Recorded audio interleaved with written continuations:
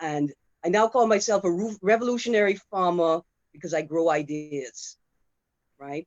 And that's where a lot of my work sits, trying to grow sustainable and helpful ideas for us.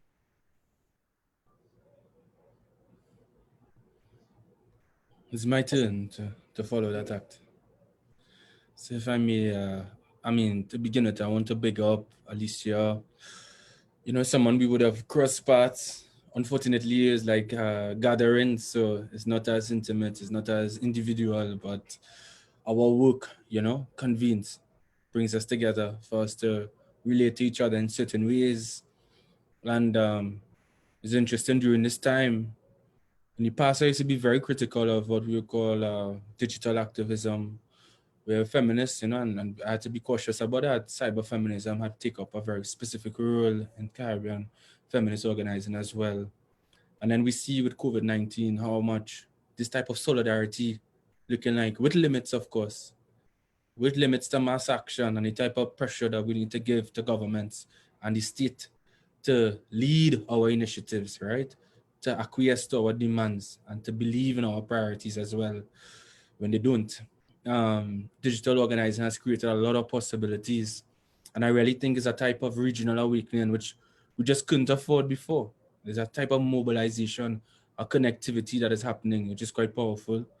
And of course, my comrade Erin, uh, you believe it was, yes, I know it's the gender justice vibes, but it's more Fidel Castro vibes with us. It's, I don't limit it to an individual, but a commitment to anti-imperialism and decolonization. And that is what I would know the comrade for. Most importantly, again, never really getting to do that individual catch up and reasoning, even though I would have saw you. I think coming to St. Augustine and being in the environment. Mm-hmm. But it's quite interesting what we could do and be. And that said, um, just like if you had to name what it is I do, it would be fundamentally around education activism as a student organizer. 10 years in that. Gender justice has been fundamental to that. My work is fundamentally around, you know, masculinities. And I hope to trouble these ideas. And I really thinking about why a depatriarchal movement is important, you know. I would have posted some links in our group, which for esteemed institutions that happen in the world and in development language, we have to use language like transforming and change and, you know, these issues. But I want to know why we should still hold on to some ideas. So the abolition of certain modes of thought, as Comrade Erin put forward, I'd love to reason a bit more on. Yeah, I think we need to know that we can imagine, right, the spaces that we need. We need to know that we have the power to create these things. And you talk about developmental language, just what you just said, and to change the paradigm through the language that we use, because words are magic, right? And we spell them, and we can literally create this. We can literally create things with our words, and we can create spaces and a future and a present with our imagination, right? We sort of build with words. And I think it's so important for us to to understand that fundamentally, that we have the power in and of ourselves to do that. Um, and I think that a lot of the patriarchal, well, a lot of the language that we use, a lot of the patriarchal language that we use is designed to diminish that power, right? Um, it limits our power and our sense of self, and the way that we talk about things, even this idea, that we're going to protest war, and like we're using the word war, we're locking ourselves into it, right? And I think it's Mother Teresa's um, saying that she wants to talk about peace. She wants a peace demonstration, and she doesn't want a war protest, right? And it's the power of that language. I thought what you're saying so important for us to know that we can use words and use our imagination to reshape the spaces in front of us, like words as we speak, to reshape the spaces, and our imagination to create futures that are for us and that can help us. And when you take a sort of a look at the words that we use and the way that we talk to each other, it's so, a lot of it is patriarchal, and the way that we label the world and we name things. And that, young, and then it takes us to, well, let me pause there. Then since it was like a steel panorama, we're going back and forth, because I could play that too. You go first and I run on it. And that's no problem. I respect it, It's quite interesting, like with colonialism, why in every colonial society they build botanical gardens, But to name fauna and flora, the naming of things, a part of power, that the power really comes in the power to define as well. And that's when we say we don't like labels. It's not that labels do exist in our lives. We give labels. You go in front of the mirror and come to your own opinion sometimes. But we also internalize labels, what society tells us.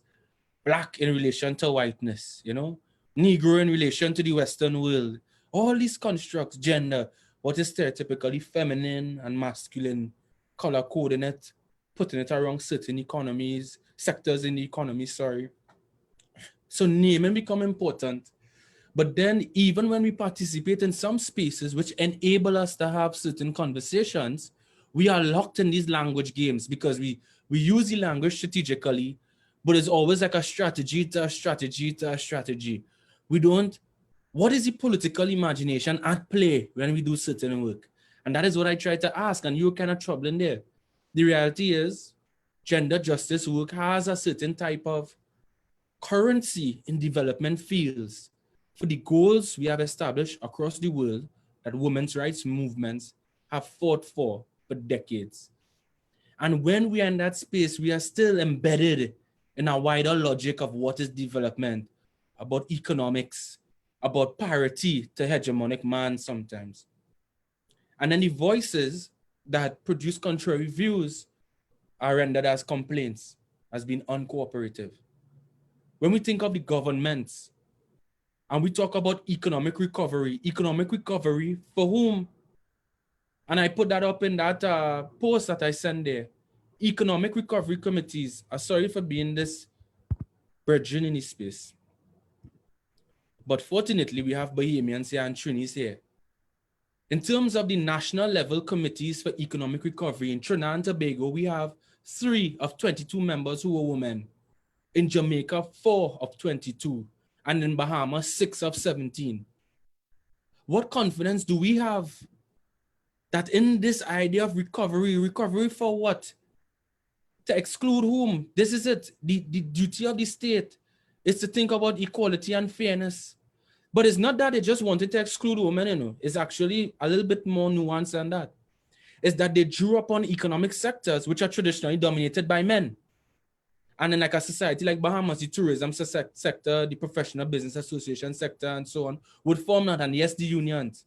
So what happens when the government draws on economic sectors which are still dominated by men? That means for all the years women rights activists were saying, we need to have parity at all levels of society and in all sectors.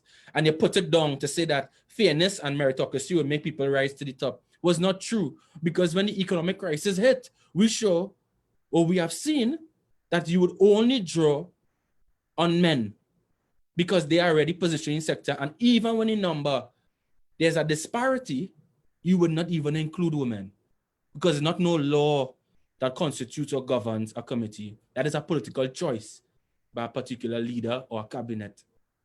So these are the ways language becomes important. Do we say 3 women were on the committee or 7 men are on the committee? Do we say 30% of women are in parliament?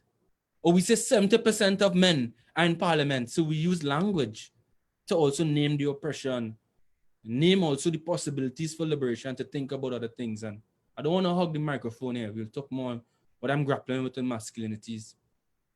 I'm going to jump in here real quick because I'm really glad that y'all are talking about language. And I think one of the topics that really drew people to this right now is talking about men and masculinity. And Amílcar, you talked about troubling a lot of these ideas that we have, right? How do we trouble the ideas that we have about masculinity, and how do we make a distinction between masculinity and other things that we think are synonymous with it. Like, can you talk a little bit about toxic masculinity, hypermasculinity? Like, what's the difference between those things, and how do we go about troubling it? No, well, we have to be like Bob Marley in Bad Car, eh? Yeah, if you tired, if you see me face, can't get me out of the race. Oh man, in your place, you need to draw a bad card. I want to disturb my neighbor. It's interesting, eh? This masculinity thing. I didn't find it through technical language. I had to do it through creative writing. To listen, to understand. I will give a story which may appear tangential and then connected to some activism, which can inform me we are thinking about our masculinities landscape. I never forgot. No, sorry, I forgot actually. Years ago, a young man in school, we had this decrepit basketball court. He took up the pole on this basketball court because he could, he's a big guy, to hit another young woman on the field. And everyone laughed. And it was like, they calling her name, like uses bad thing, all these caricatures of a girl who misbehaves. Like they're stressing about Lucy, And then he picking up a basketball pole to beat a girl. He probably about 15 and she about 15 or 14. And I thought that was normal for years. Now, I was not privy to the conversations where people thought otherwise, what protests it may have had, but that is not what I saw. I saw boys and girls my age laughing and carrying on and look what you caused him to do. I thought that was normal. Now, when I do the masculinities work and I mobilize men and see that sometimes they only listen to me because they're not questioning, but Sanatan have guilds. You know what I mean? He's this kind of man. There's a kind of man we could identify with. And then I am strategically mobilizing around my privilege, but how am I undermining it even in that space? Writing about my idea of masculinity is this investment, of course, is our culture. We buy into ideas of femininity and masculinity because we raised in it. And some things are cool. And it's hard sometimes to distinguish between objects and artifacts and say that this is not gendered. In fact, it has a resonance to you, partly because it's gendered, maybe. But this investment in men even needing to change to be better men, we have to let go of it. But we do. Because this is a project so invested and embroiled in a patriarchal project. But Sylvia Winter was telling us to go beyond man. The radical left talk about a beyond hegemonic capitalist man. Decolonization is supposed to do that, to beyond the colonizer. But what we did, we saw a complexion change, but the complex is still the same. We have to let go of this patriarchal thing. So that's the last point. That is why International Men's Day, I think in next year, I'm putting it out here. We have a little informal network called Feminist Bridge, and we're thinking about AMD, Alternative Men's Day. I don't think men should have a day to talk about men's issues. Because we have so much work of undoing, and we need to see our investment is to burn out patriarchy. That is like Babylon. Capitalist, colonial, patriarchal, Babylon. So the AMD in my head are trying to fashion to do the day after Men's Day is to let go on this investment in manhood and protecting men. And to really think with a radical political imagination and camaraderie and put forward about what should men be invested in this political moment. And patriarchy is inextricably linked, the abolition of it, to anything on mental health, to dealing with the prison industrial system, to dealing with fairness in the society, to dealing with economic well-being. Erin, I'd love for you to jump in here to talk a little bit more about imagination, because I mean, Amílcar is talking about, we need to burn out all these ideas that we have about what manhood is, right? And I guess the struggle there is, how do you get rid of something when you haven't imagined something else for yourself and for your society and for the environment that you're in? Amílcar is talking about creating an environment. Can you talk a little bit about imagining? I know you talk about imagination a lot. Can you put it in context for us here? Well, I think it's a strategy, right? How do you sort of engage it, right?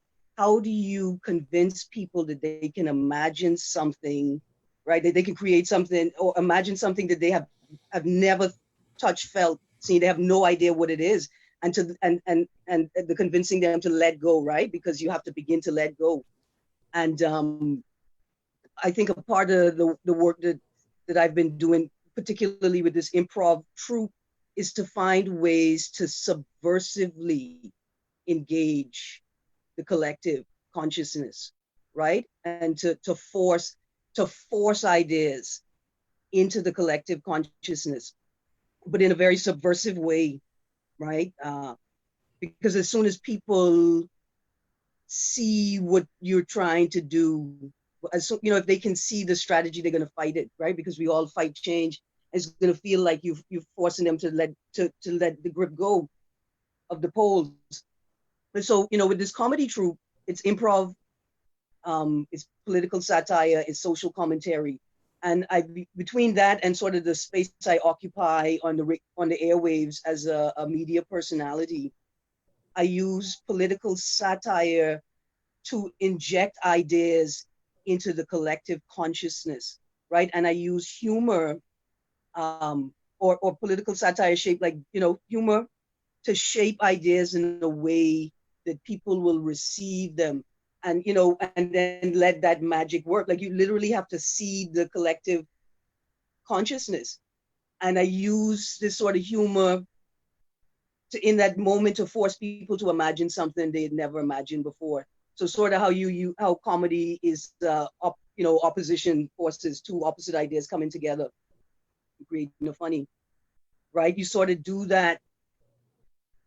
I do that through my comedy on stage. And there's a particular skit that I was in where I was a polling officer at an election.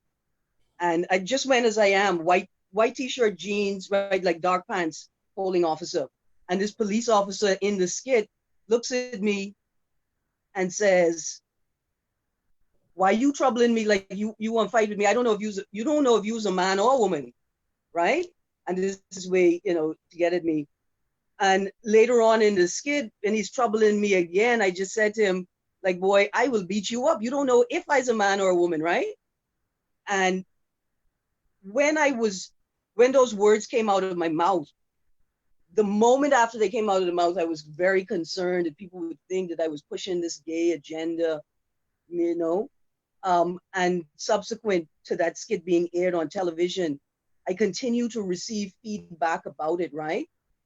That people, they appreciated it. They like, and a lot of people say, "I like how you fight back. I like how you tell that boy off. You don't know if you's a man or," and this way, he don't know if you's a man or a woman, you to do him right in. And for that, what that sort of mechanism did is it gave people a space where they could imagine vehemently defending a queer person, a genderqueer person, right? Like it created a moment where they could imagine themselves in that same position and what they would do. I do the same thing, right? If you's my friend, I tell him, "Come from around you." He don't know who he dealing with. And I think that,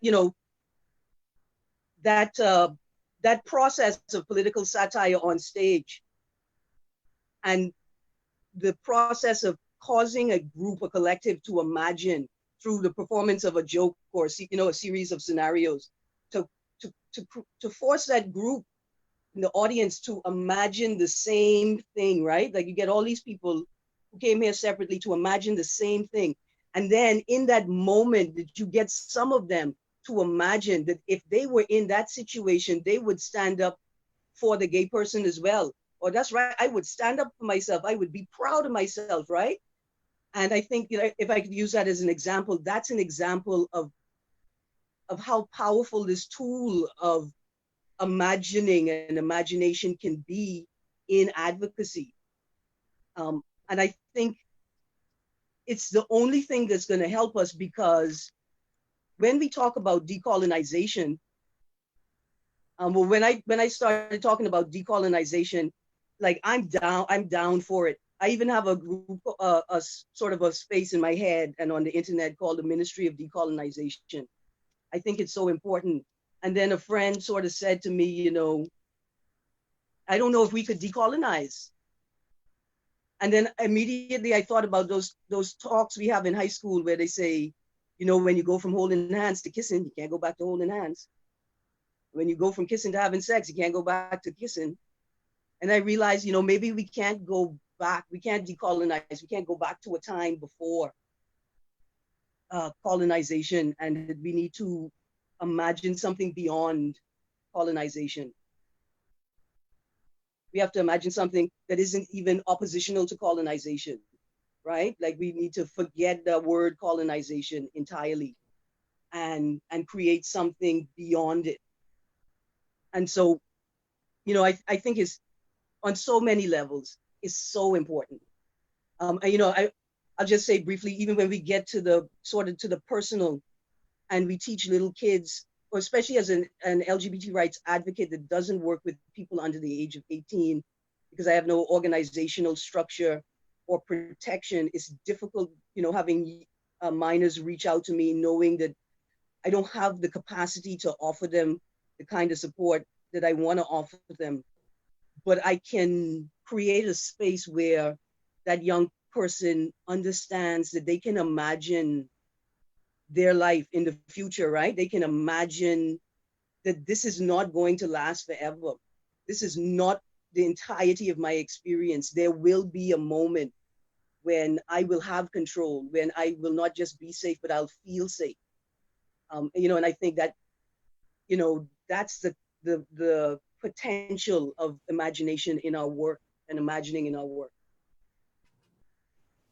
And sorry, please feel free to cut me off a finger or something, or jump in when you feel inspired to say something. Don't have to wait for me to pause. No, man. Alicia, you had a follow-up question. No, I could. No, happy for you to jump in. Yeah, I mean, to the point of the comrade, there's no greater political act than to enter somebody's yard with a just cause. I think that is why, you know, I sometimes feel you know, with sense of shyness, activist, academic, artist, whatever. But it's just understanding the reality of our life. If you believe it, some of the proposals we are making here are not technical, very spiritual, tied to us, our being. Some of them are also not theoretical alone. We're informed by that. That makes us understand our conceptual frame, improves our communications. Academic is part of it. But the activism, we have to march the street to present our alternative, the future I want, the future we want. Our job as people who invested in a radical political imagination is to make them concrete facts in the present. Now, people like to talk about safe spaces. And I ask, could we ever really create a safe space when we have these large systems of inequality that govern our lives? But the desire to keep a safe space, the desire to construct a safe space, I think is important. It gives us political potential. It moves us away from the language of achievement, because of so much of colonialism is also framed in the context of independence. The light switch of the colonizer to the light switch of the independent nation. And then we can't quarrel about the past, to let go. And Jah forbid if we think about gender inequality that way and gender justice that way, that there was anything we have earned or gained which is not subject to attack, which is not being eroded day to day, which another generation could take for granted. So yes, sometimes as young people, we don't remember opening a door, so we walk through it unknowingly. But we need to understand our historical duty is to understand doors existed once, block a lot of people out.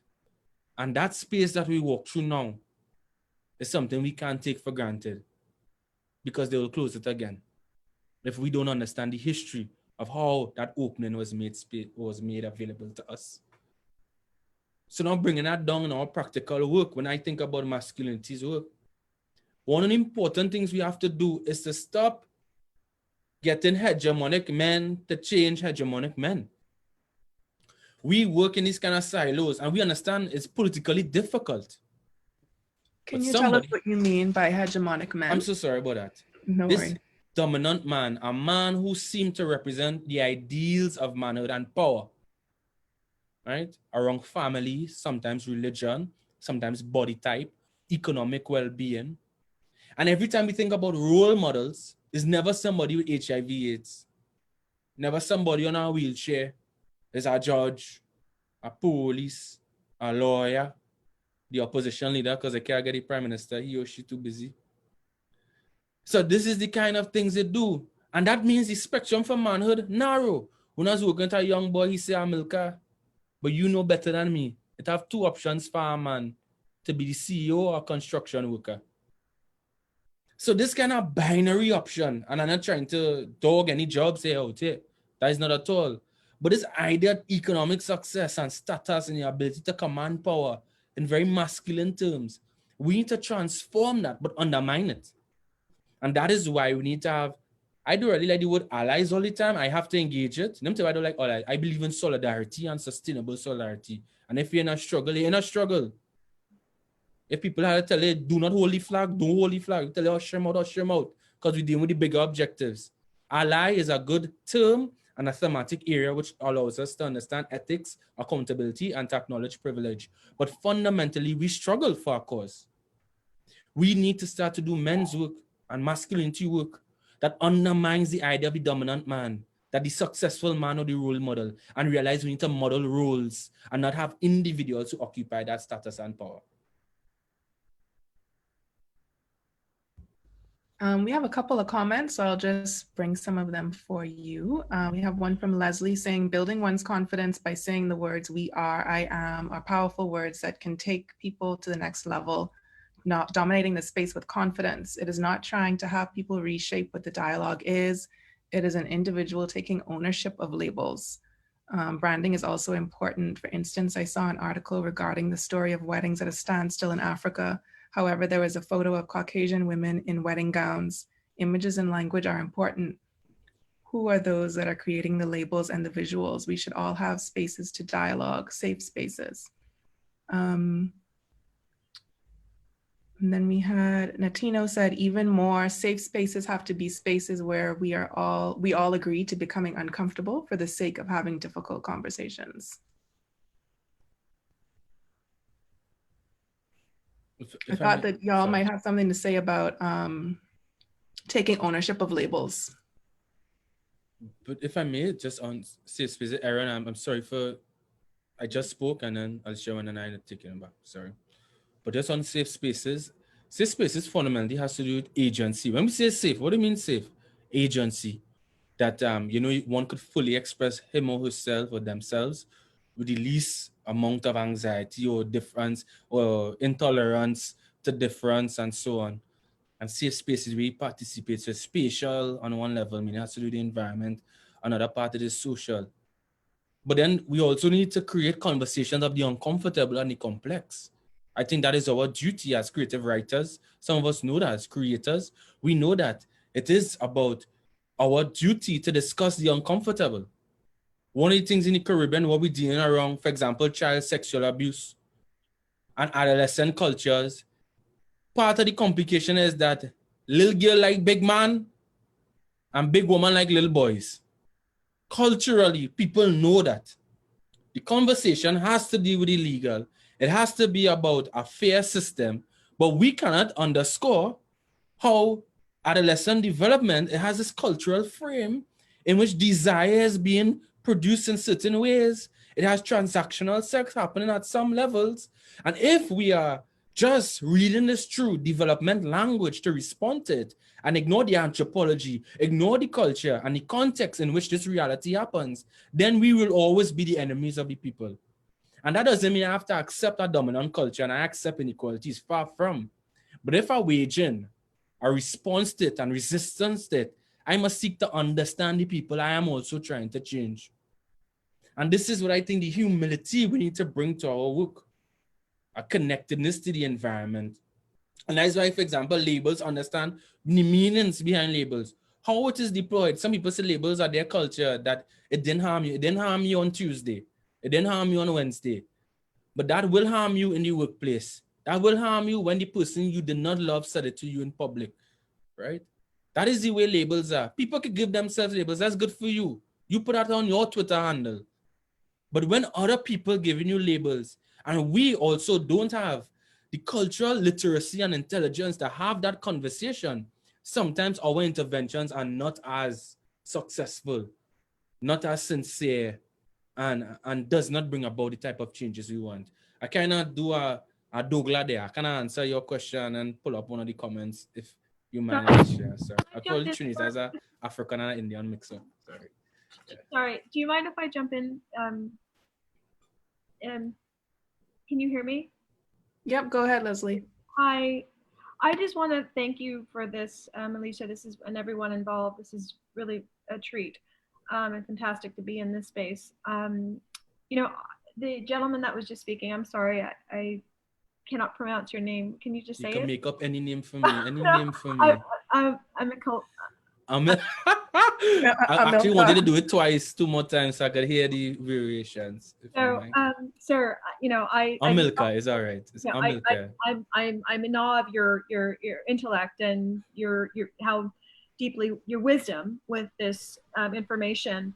And as you said, you know, the words humility, I think, you know, we all are in this space and we're very highly involved with the different facets that we are, you know, as professional people.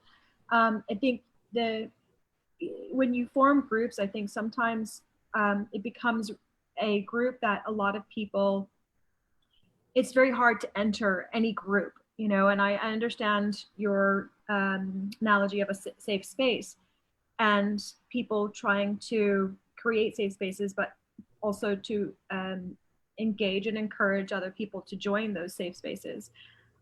Sometimes the humility of conversations in those safe spaces are, you know, the issues get lost in over intellectualizing a lot of what is being discussed. And I think that I feel like we as individuals have to remember who we're talking to and what the communication, what the message that we want to pass on to those adolescents. I mean, I don't think the adolescents here, I mean, that would be enveloped into this this idea of what we're all picturing or visualizing, would understand what we're talking about, because I think there's so many different issues that we have, but being very specific, I think, will help move the message on a lot faster. And I know that Alicia and Erin, I mean, Erin's been in this space for such a long time. She's, I remember just like being, when I came back to Bahamas, being the only one, being the voice of, you know, trying to, you know, risking a lot of herself and for her agenda. And that just that's, and then others have taken on her cause and it will continue to. But I think that over intellectualizing the simple message of how to engage and encourage and to communicate love, respect, and inclusion is something that is being lost. You know, well, one can take, you know, social, as I spoke to Lauren today, you know, she's a social science major. And, you know, one can go to school and learn all of this, but, you know, here I am sitting as a lay person in this group, and I'm feeling a little confused based on the conversations that are having. And I can only imagine that there are other people that may not know what to do in order to impart what you're trying to communicate and how to benefit, you know, how to better, like what message are you trying to, is a group trying to communicate so that we can be, you know, vessels to help this cause and to move forward. And having these spaces and panels and discussions are great, but you know, what is your ideal solution for us to like take away and do something with?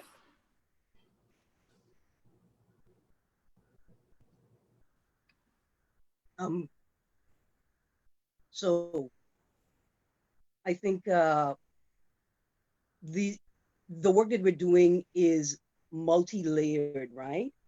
And um, I have this personal struggle. People always say to me, "Oh, Erin, you're so smart. Where are all your degrees? And why aren't you writing policy and blah blah blah?" I'm in my head, I'm like, because I really, really like growing ideas, right? Like, because as much as I know the capacities I have, my passion is in that space where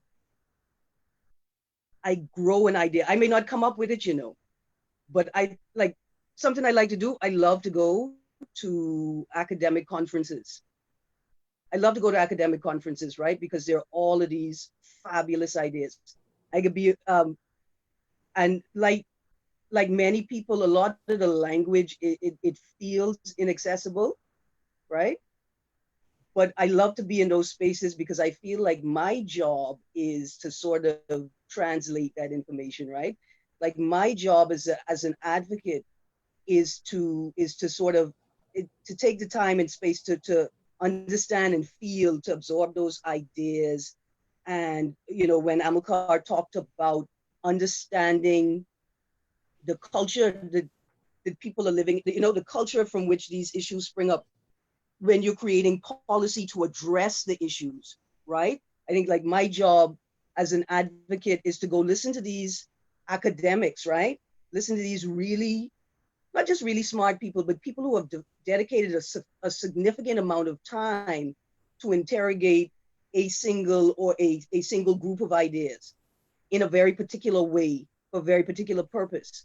And they spend so much time just focused on that. And not just because the work is rigorous, but because of the stresses. And I think this is a part of the conversation I want to have as well, but the stresses of academia, right?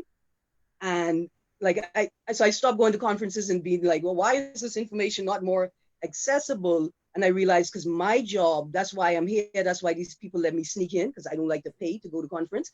That's why these people let me sneak in, so I could get these ideas and sort of absorb them and translate them to the people that need to hear them, so that I could inject ideas into the collective consciousness that make that information more accessible, right? Or that the people in that space imagine that they understand what's happening, because then they do, right? Because once they begin that, like as soon as that spark hits, then they do begin to understand it.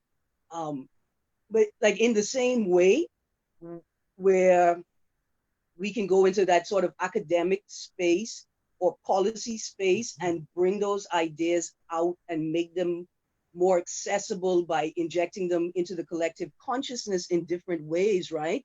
I also like to go into artistic spaces, right? Like it took a long time for me as an artist to realize that's my space too. But I like to go into those spaces because for me the work is birthed by the artist, right? Like the work is birthed by the artist, and it's my job to it's the advocate's job to take those expressions of culture, right? Those expressions of self, those ideas. Because in art and culture, what people are doing is they're talking about the things that are most important to them. They're talking about the things they can't not think about, right? They can't, right? We talk about love, it's because we can't not think about it. When we write songs and poems about war and protest, it's because we can't not think about it, because it's weighing us down so much, whether in a negative or positive way. But my job as an advocate is to go into that core, to look at what the artists are creating, right? To look at the voices and the stories that the artists are representing, are bringing to life through their craft, and to understand what it is that people want and need. And then as an advocate, to create an environment where people can make better choices for themselves, to create these spaces they're imagining themselves, right? Like, so in a way that I remove myself as much as possible. And so I want to say, like, sometimes the work, the language may seem inaccessible, and sometimes it, because I get on academics all the time, like, what are y'all talking about? How much money I have to pay to understand them words? But then I give them space too, right? Because for academics, they're on a journey, they're on a yearning. Like I know some academics, that's their life, that's their love, this exploration, developing new language to explain to try and conceptualize or draw out these new ideas. It's like a passion for them, right? And so in the same way as the artists, when I turn to them, I no longer get bugged, like, why y'all talking like that? And I see them as passionate beings, like, little kids who are in a pen just playing with toys and happy as hell. Like, I see it like that. And then my job as the advocate is to take those very important things that they're creating, and if they're inaccessible, to shape them in ways that are more accessible for other people, right? And I think that young people, like somebody said in the comments just now, you'd be surprised, young people are open to great grand conceptual ideas. And even in the Bahamas, where we feel like we're having an educational crisis, right? I think that we underestimate young people's capacity to grasp and engage concepts, because we only assess that in this particular space, right? And sort of to sort of pin back to the conversation, which is this very patriarchal plantation education system. And in those spaces, we're not getting the best out of them. We're not inspiring them. We're not causing them to think.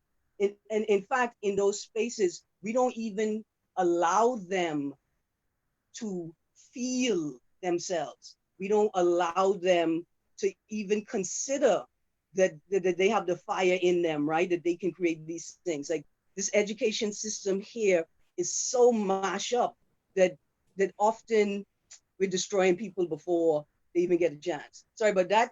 I know.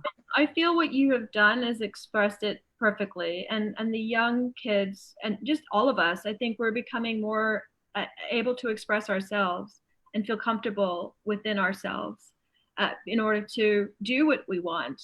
I think if you think of the old generation, or the generation of our parents, and maybe a generation below, they're still very stuck in their ways, and they're not allowing the youth to thrive and create. But regardless of what those generations are not allowing, I feel, we go back to us. We have to demand what we want. Individually, we have to demand what we want.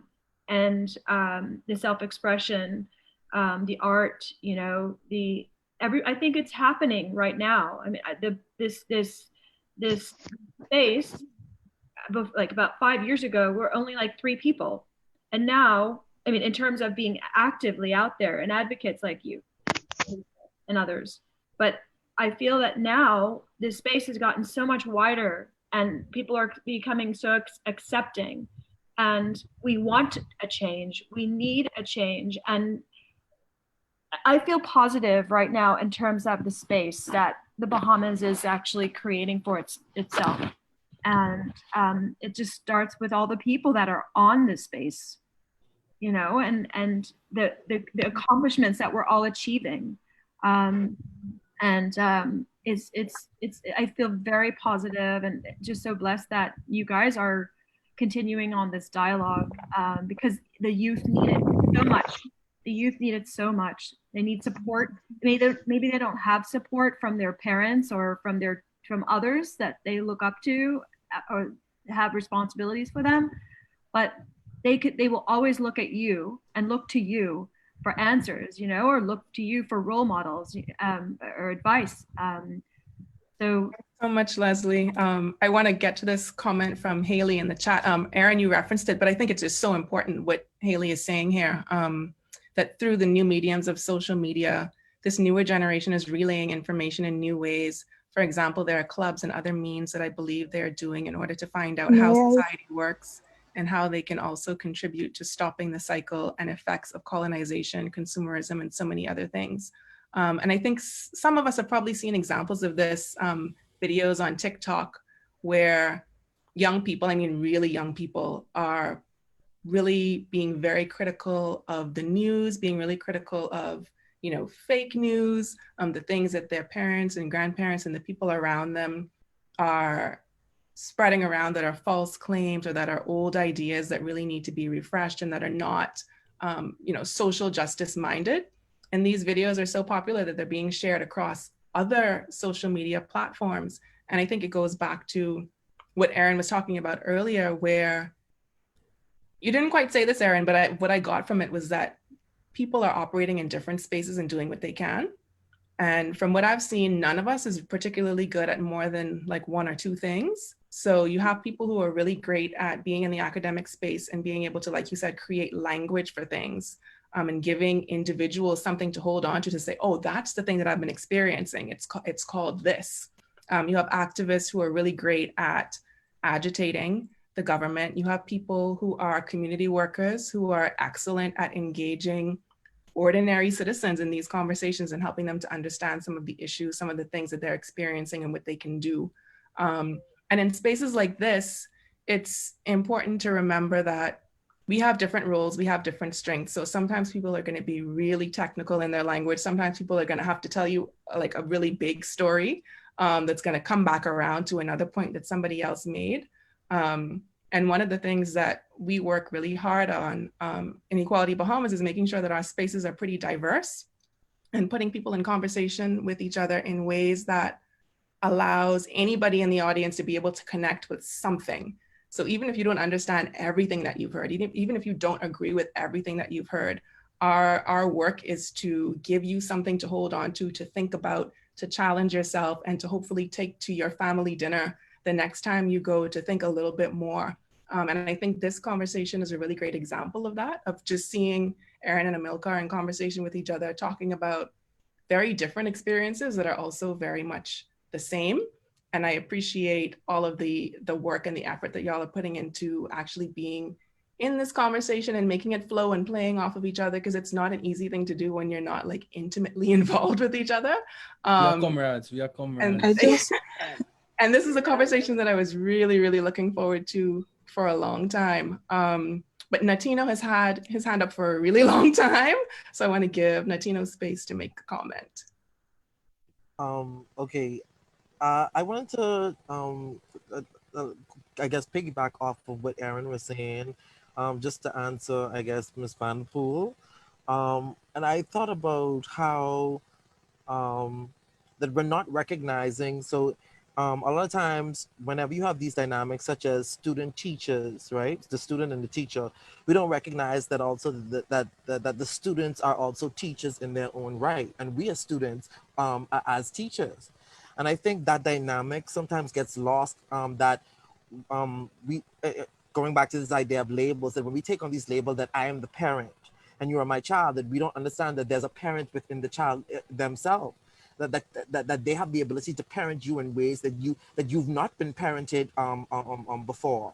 And I think that that's a dynamic that we have to underscore in our decolonization. But I also wanted to talk on or reference, because when I wrote my one of the things I wrote when I wrote my paper, and I was seeking feedback, trying to understand, you know, to see if people had a big issue or what were the feedbacks to get a little bit better. And I remember one of the comments was that the language is too much. That every sentence they had to stop to go Google a word. And I was saying, you know, it bothered me a bit, because I was like I broke everything down as much as possible, as little as possible, to make sure that I can convey these thoughts to everyone, to get these ideas across to them. And after a while, just thinking about it, I don't think we understand that with the systematic structure that Amílcar has been talking about, that has this much power and is so sophisticated, that systematic structure is not going to bend or make itself accessible to you. Right? Because that's where the power is. And the fact that you cannot access it because there's a particular kind of language which you don't understand. And that's one of the ways that it enshrines its power. And so one of the things I resolved, the next time somebody tells me that, that, you know, it's a lot, I'm like, while I understand that, if you do not learn this particular language, the system will continue to beat you the way that it is and beat us the way that it is. because we're trying to defeat a system that does not want to give up its power, that does not want to relent in its control. And so I think we have to take that into consideration, that there's a particular language that the system is using to enshrine and keep its power. And we have to learn that language, not because we want to, but because we have to in order to defeat the system and come up with other ways, as Erin has talked about, of imagining the space. But I want to also go back to, and then I'll end, something that Amílcar talked about, and it was so powerful when he first began talking about the currency of language within academic spaces, right? Within these spaces that we've kind of grown on our own. The issue that I have a lot of times, because even when he talked about getting stop looking towards these persons who identify with the dominant culture of masculinity to be the role models. Even if I want us to understand that even if we do get every man to give up their manhood, right, or their ideal or ideas of manhood that white savagery has instilled in us, that capitalism has instilled in us, that patriarchy has instilled in us. If one woman perpetuates that kind of idea, it is enough to keep the system going. And when we're building these ideas, we have to understand that the pervasiveness of the system calls for us to eradicate it, and there's a continual kind of effort to continue to keep it eradicated and out of our spaces, out of our lives, in order for us to prevail. Because the truth of the matter is, the system will not go lightly. It will not just let you defeat it. And until we get to that point where we understand that that even in the circles that we're building, we cannot become the thing that we're fighting, or we cannot just allow these spaces to only have become currencies for only one type of language, because then I hope I'm not being too harsh here, but I hope that it makes the point that we risk opening up the space to becoming the thing that we're fighting against. And that's just what I wanted to make. Mm-hmm. See, See there that you go with all that Kenton trying to look into academic we language. eyes. Kenton trying to look into Erin or Alicia eyes or mine, or he had something to say. So I'd give him the blind Alicia. I don't know. Sorry. A pleasant evening to you guys. Um, I'm in law enforcement, so there's some things that based on our own policies, I can't speak to, and I won't be able to speak on. However, though, I want to say something. The topics that we are discussing tonight are based on masculinity, the LGBTQ community, and other topics. The thing is, and whether we like it or not, coming from a mixed family, my mother is the conkiest of Joes ever. My father is the darkest of men, right? And so my hair grows a certain way. I'm gonna start it off that way. My hair grows a certain way. Socially, just based on my complexion, I can't treat my hair the way that it would be accepted in a community such as ours. Um, and that's based on the way that we've been climatized from a European kind of aspect of life.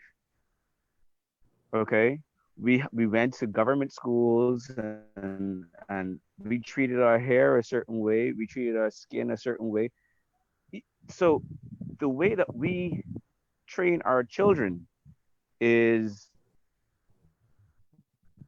based on that, and we become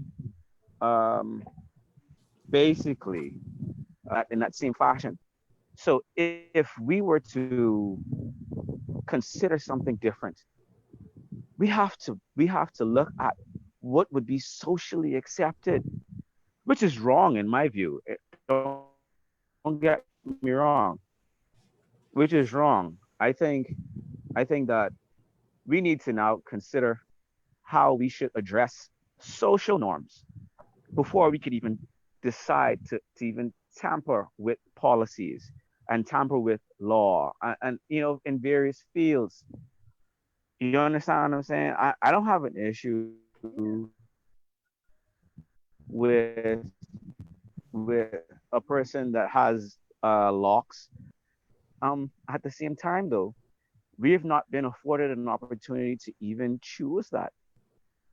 I've had, I have sisters who have natural hair. They're of mixed heritage, right? And they went to government school.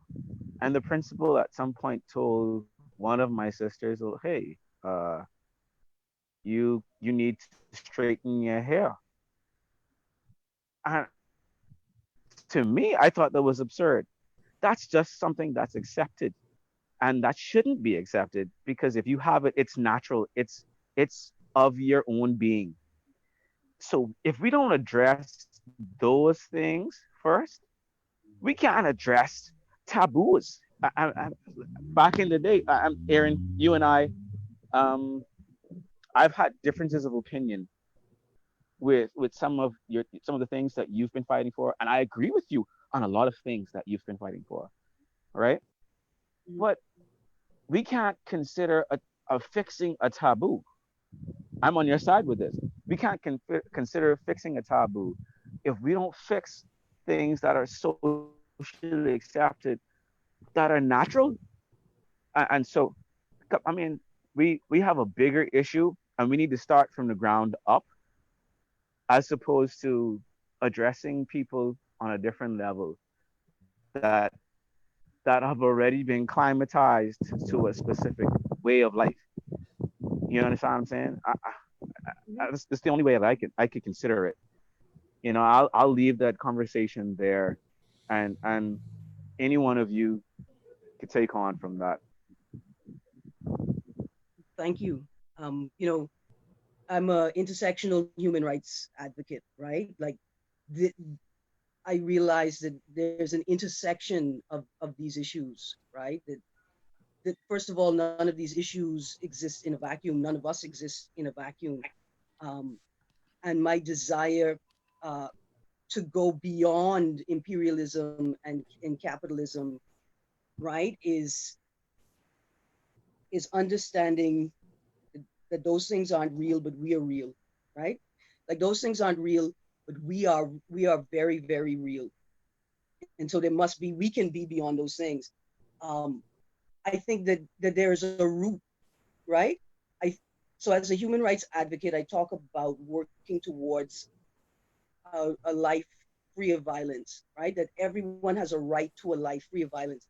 And if there was a common denominator for all of the human rights, it would be that everybody has the right to a life free of violence. Violence occurring in a myriad of forms, being exacted in a myriad of ways, right? And if we boil down to that, we're talking today about masculinity, and Alicia, I think, had mentioned, and none of us really picked up on a question of toxic masculinity, right? I think that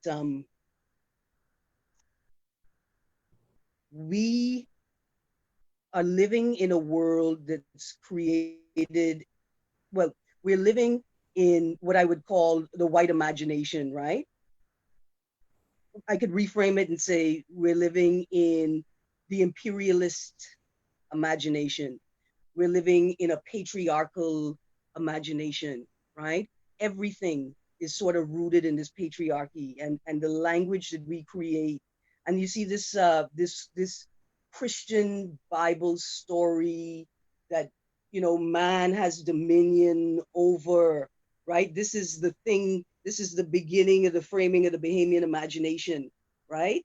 That, that God gave. First of all, God is a man, and He gave the power to another man to create the world, right? And Eve was bad, and like and so I think that the first thing you said, we have to start with cultural shifts, right? Like, the policy shifts won't happen until we create an environment where people make better decisions about their lives, right? And a part of that is how they see themselves. And a part of that is how they see themselves in the collective, right? All of these things. And if we get to, I think we can get to a root or a core where we realize that we are inherently powerful. No man had to give us power, right? Like no man controls us, right? And then we'll dispel with this idea that God gave man dominion over the earth, and he could do whatever he want with the Aragonite in the Bahamas, right? And he could do whatever he want with the sharks in the ocean, because that's a very patriarchal, right? That man, when in fact, me and the shark and the bee are equally important to the functioning of this planet, right? Like, and guess what? The trees don't care if I'm above ground or below ground. They're gonna use me. They're gonna love me. They're gonna value me. The carbon dioxide I put out there, the matter that I break down into, the tree gonna love me equally whether I'm above ground or below ground, right? And so if we get out of that sort of, because I think that's a toxic masculinity, this idea that man has dominion over the earth and God is a man, and that's how we know man in charge. And if we can get into those spaces and start to challenge those ideas, like what we believe about ourselves, right? Because if I believe that a man created an angry and a jealous man created me for their own purpose, right? If that's what I think I am, then maybe I can't imagine anything beyond that. I can't imagine anything beyond that. But if I think of myself as a part of a wonderful whole, if I understand that I am that as insignificant as I am is as important as I am to the functioning of the collective, right? Then maybe we begin imagining a different world, right? And so that's sort of what I got from you saying, like, how do we challenge these taboos when these really sort of simple things are still left unchallenged? Like, how could you be telling people of African descent they can't wear their natural hair? Like, how does that make sense, right? But I think we realize that there's a link. The hetero sexism, the homophobia, is all, is linked to the sexism, it's linked to the racism, it's linked to the dominionism, right? That we believe we have control over this earth. All of these things are sort of linked to the same place. And if we get to that place and begin to deconstruct those things, right? We will free all of us. And sort of free all of us one time, even though we all have to be doing the work at the same time. If I may add, thanks very much. Sorry, someone else talking. I was intrigued by what Haley has to say. I mean, she's a youth, 17, I think she wrote, she's 17, who's seems to be shaping her environment. And I'm just really mindful of the fact that, we here are educators, and we here are doing our part. But I'm interested to hear as to the vision that Haley sees. Would she mind speaking? I don't mind. Okay, thank you. In terms of a vision, what do you mean? Well, the inclusive. What's the world, if you could create, right? Like, if you could create tomorrow morning the world that you wanted, what would it look like? And even if you can't, if you don't see it yet, what are some of the sort of things you think we should be thinking about when we talk about challenging the things that are problematic and replacing them with things that are less problematic even? I think that conversations are always important, and just, I guess, seeing different views on things. For me, I think something that I'm thankful for is being able to have conversations with my family and not my views being not obstructed in a way. And I just think that for me, I am a social media fiend. I watch a lot of videos. I'm always on Instagram or some sort of site. I think that just surrounding ourselves with certain media that is like educating us all the time or informing people and having conversation is so important, because as a youth, I don't know everything, and I'm always wanting to learn and just see how, in a way, I guess we can. What am I trying to say? I guess in a way to just see how I can contribute as I get older in terms of voting for what is right, forming my opinions in the evolution of self. I guess I agree a lot with what you said about having, I guess in a way, just looking at things like patriarchy and colonization and capitalism, because they are so rooted in how we function as a society. And yeah, I guess for me, I try to just have conversations with people my age. I actually just started a club this year to just have conversations about society and just a lot of things. And I guess that's how I'm trying to do what I can as a youth. And yeah.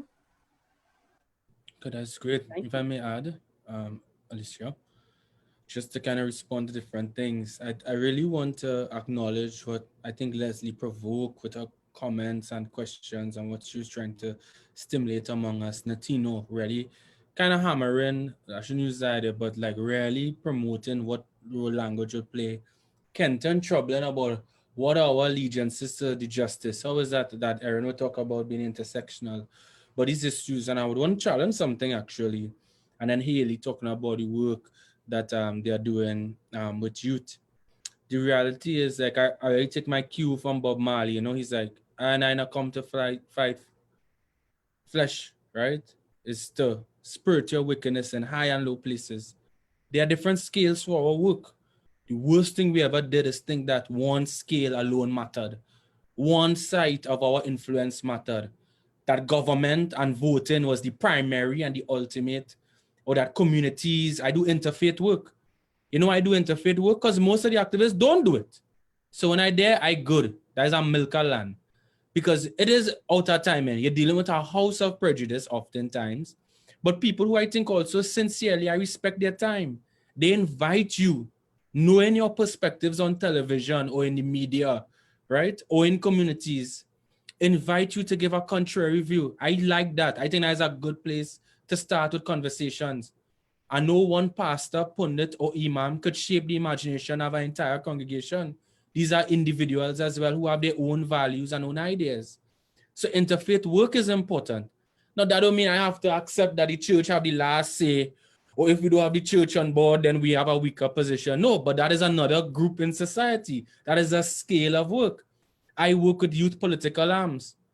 Do I think they are naturally progressive? No. But I understand the disrespect that they get in terms of the larger structure. But do they take up all the youth development issues? Of course not. They themselves walk in a tight rope so they know which politics to take up, which politics not to take up as well. Is it our youth political arms, social justice arms? Usually not. Is it some movement for progress with a different vision of the world? No, they're waiting on their turn to get into big people politics to do what big people do.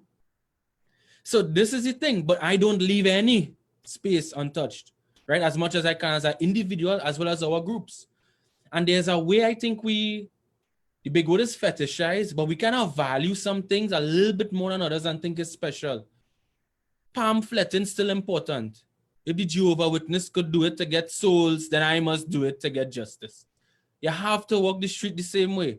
Now, that is not everybody mandate, and I respect that.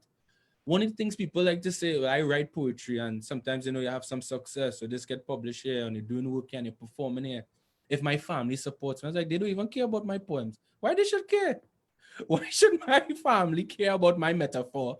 I sat 8 hours to write. That is, no, it is nice. I love when they like it. I always say I writing for my mother to read my poetry.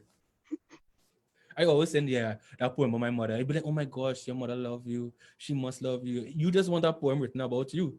You really care. Is my mother child? My mother's being in the Kindle. All right, baby, you do good. All right. I said, mommy, yeah, the Deputy Secretary General of the UN was there. Oh, okay, all right. That is a privilege. I have time to sit down 6 to 8 hours to think about 8 lines, 20 lines, put it together. Why? Because that sphere of influence where I do work, she's just confident that I am doing good work.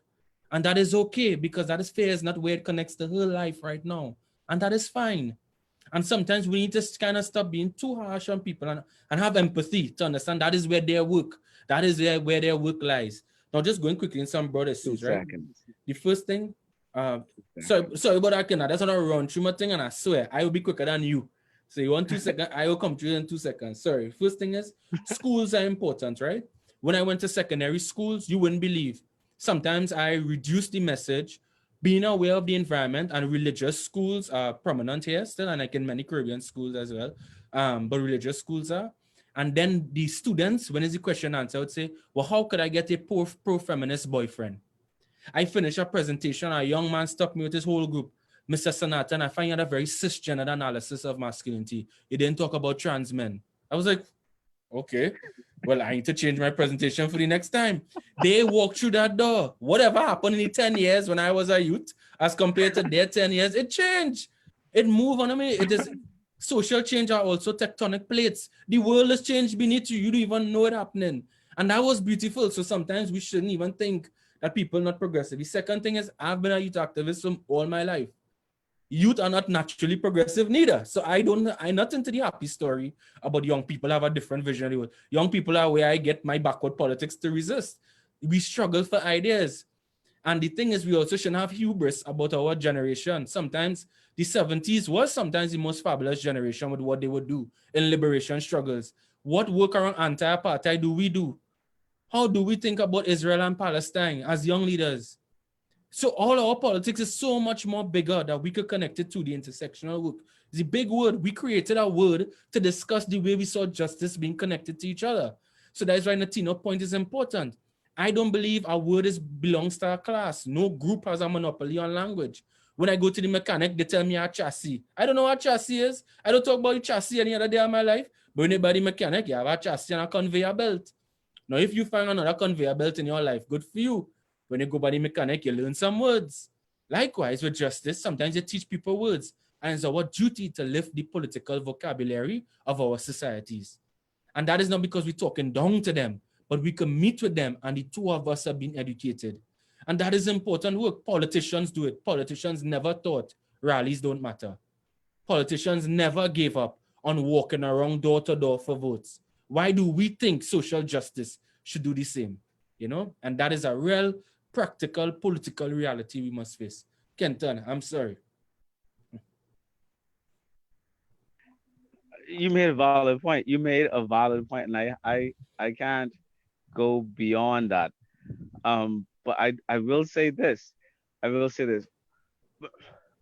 And I'm going back to my original point, which is, so political has to be, whether we like it or not, the media influences what the political is. The people influence what the media is, right? So we need to break out of our social norms and just say, look, you know, today I have a military haircut, right? But back in the day, I used to have an afro, or back in the day, I used to have locks. Back in the day, I used to have cornrows, right? Why can't I, as an African nation, majority black, predominantly black nation, why can't I go to an interview with what I have? You understand what I'm saying? I'm only using this as one example, right? So, you know, in order for us to affect the rest of the nation, we need to hunker down and say, look, this is unacceptable. This is unacceptable. So we could discuss every other issue that we need to be addressing. But at the same time, if we're not accepting ourselves for who we are, we're never going to move forward, because we're always going to be marching to the beat of someone else's drum who is not our culture. You know what I mean? Yeah, it's funny. So I'll move from that to another topic, masculinity and the LGBTQ, right? So I have a son, and me figuring out what it is that he likes is either here or there. So he goes to like a Christian church or whatnot. Let's think about the environment, the people that he's not around. I may have some things that I want to impart. Some other people may do something else. But does it make his decision wrong?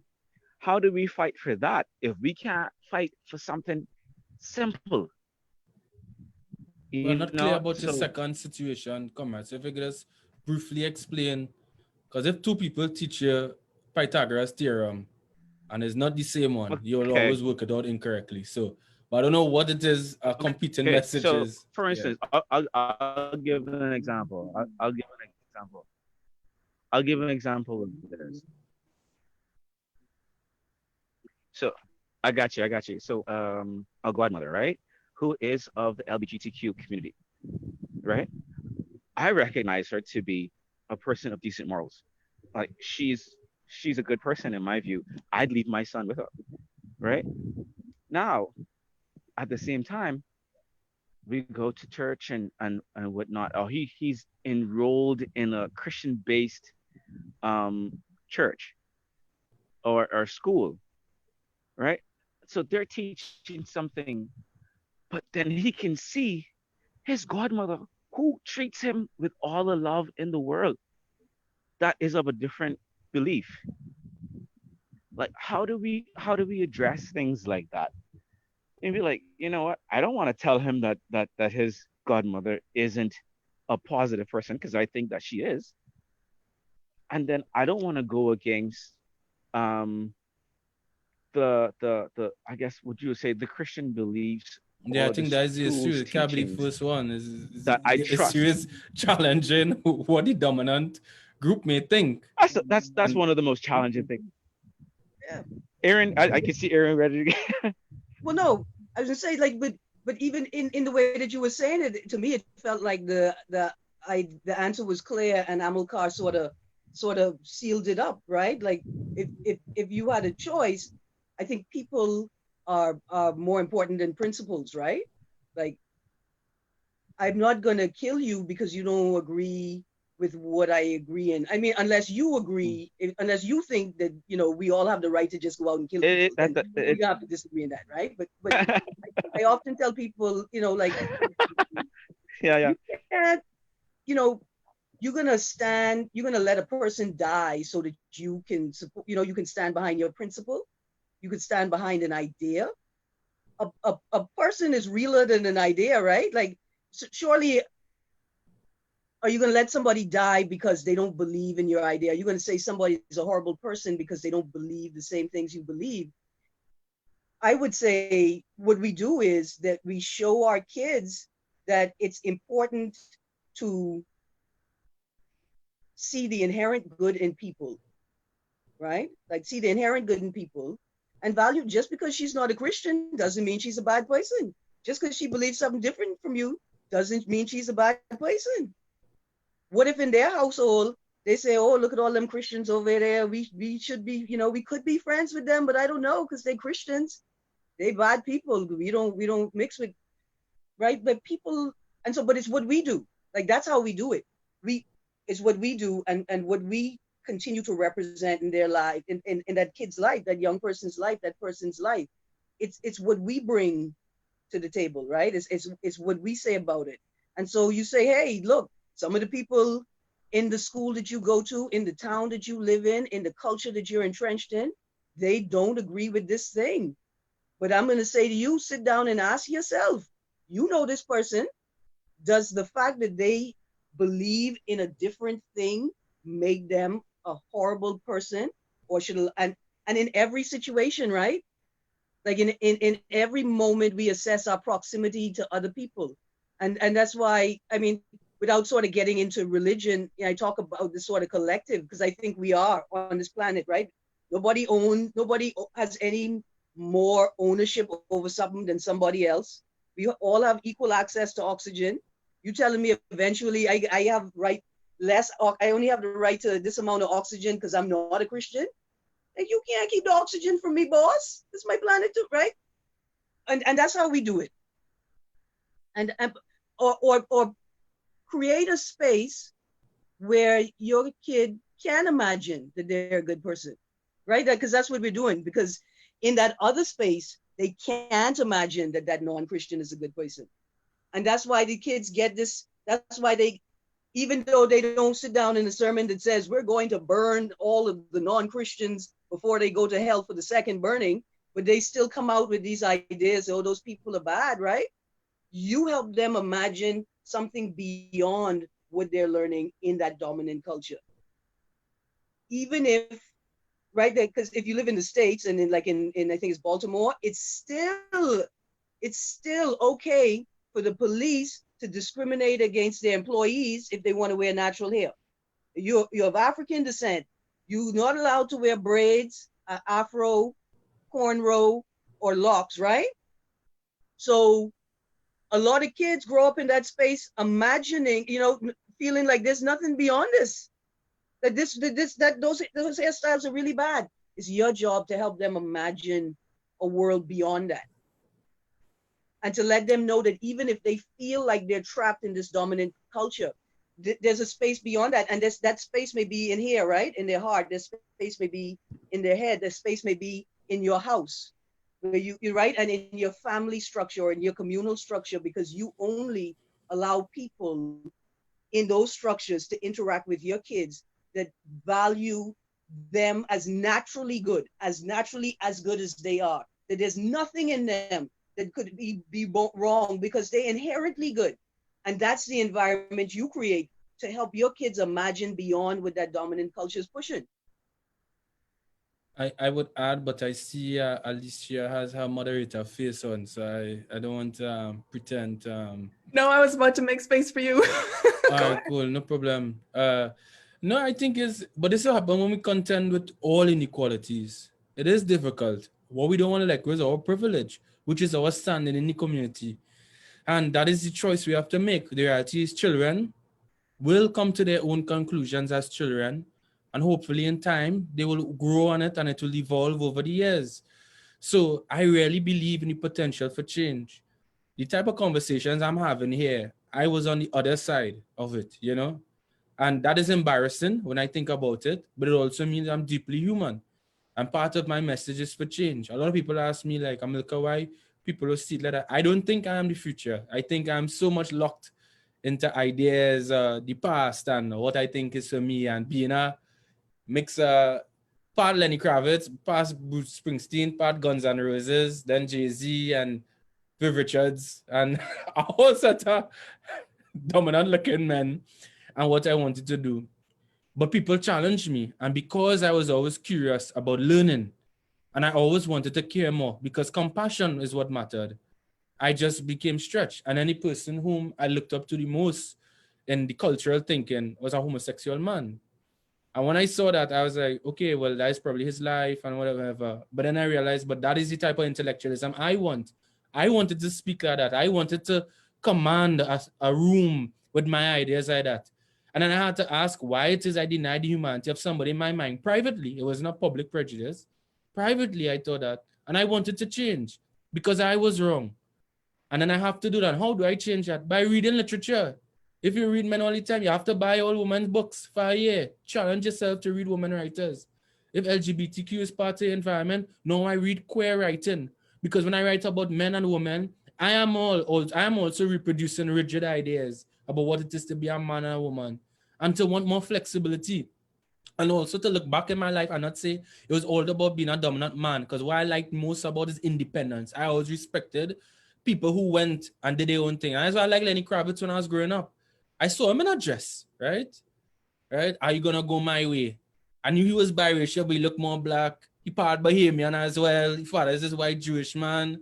He always in fashion clothes. I don't know if was his relationship in Bahamas with you all, because nobody looking too excited. No, But no, no, no. for He's good. me, He's good. looking on, it was big. And then he with Lisa Bonet. So I was watching the Cosby's. I was like, oh my God, you get everything I wanted in life, you know? But it looked like a freedom. It looked like a freedom to him. He didn't have to live into the very narrow ideas that I saw. You know, seeing Prince did that to me. Also seeing Michael Jackson and hearing his voice, right? So these are some very few men, right? But it allowed me to think that I didn't have to have it in one way alone, that I had a room, and I didn't have that room in the environments I was in. So it allowed me to give room to other people to breathe and understand. And I also want to be an example about that, to say the words I say, to go in an orientation for university and say trans, say lesbian, gay, bisexual, to let people know they're being seen here, that when you come to a university, you don't have to diminish yourself, but this is the time to jump out your whole self. Because that's the point of a liberal arts education, to be free. If your hair blue, your hair blue. That don't mean look good, but your hair blue. Your hair blue. That is part of the life. And I think that is the part of the Caribbean is supposed to let go of restricting people, to let go of holding people back. And that's what Carnival is. Let go yourself. So for 2 days, we could play the ass. 2 days, right? And then the rest of the year is a sort of regiment and order. Let go yourself. Let go yourself. And I think that is the freedom we want to inculcate and to support and develop. And that is why for me, an academic, no different from the activist, no different from the artist. Each of us invested in ideas. Of course, there's different types of communication and spaces, different types of status we may get, which is unfair. But that is why I think is all of it is all tied together. And as a Caribbean society, I want us to do this. I definitely want to come back to your ideas about freedom and talking about being able to play with masculinity and how you saw your, I don't know, you got permission to do that from Lenny Kravitz and Michael Jackson, right? So I definitely want to talk a little bit more about that. But there's some action in the chat, and I don't want to leave our chat people out. So Jennifer said, laws often shape norms. Given the conservative nature of our country and the region, I guess, we would have to wait forever for norms to change before we ever see any advancement for women and queer people. Policy, in my opinion, would force people to change their view. And then Teles said she agrees with Jennifer. Also, I would say that we don't have to work on one issue at a time and then move on to another issue. That's not how movements work. They often inspire others and the work is done simultaneously. There is space to address multiple issues at once. And then we got Jasmine. I don't think policy would force people to change their views. Typically, people's views remain the same. They just have to become more outwardly tolerant to live peacefully in that society. They will still believe what they believe, but they may start to keep it to themselves more or only share views to the contrary when around people who they believe are like-minded. So what do you have to say about that? Oh, well, I'll be quick because I don't want to take it up so Erin will go. It's just that policy is the language of the state, right? To show what their priorities are and the resources that they could put it. And that is an important part of policy. So that is what it is. Just that our law will never change your heart. But what it will do is protect people from hating you sometimes, protect people from doing the wrong thing and you have no recourse. Laws do that. And that is why policy is part of our wider conversation about culture. And oftentimes we saw culture shift and then the policy change. Hardly ever policy change and then the culture just start to move along all the time. And we need to understand this. There's this idea that you have to be in school until you are the age 16. That was a policy change and that was a cultural change. People thought children should work at that age. In 2015, 2016 to 2017, Trinidad and Tobago finally revoked child marriage laws in our books. It wasn't called the law for children to get married. It was called the Marriage Act. And we have different religious institutions that should have different ones. It was there the whole time.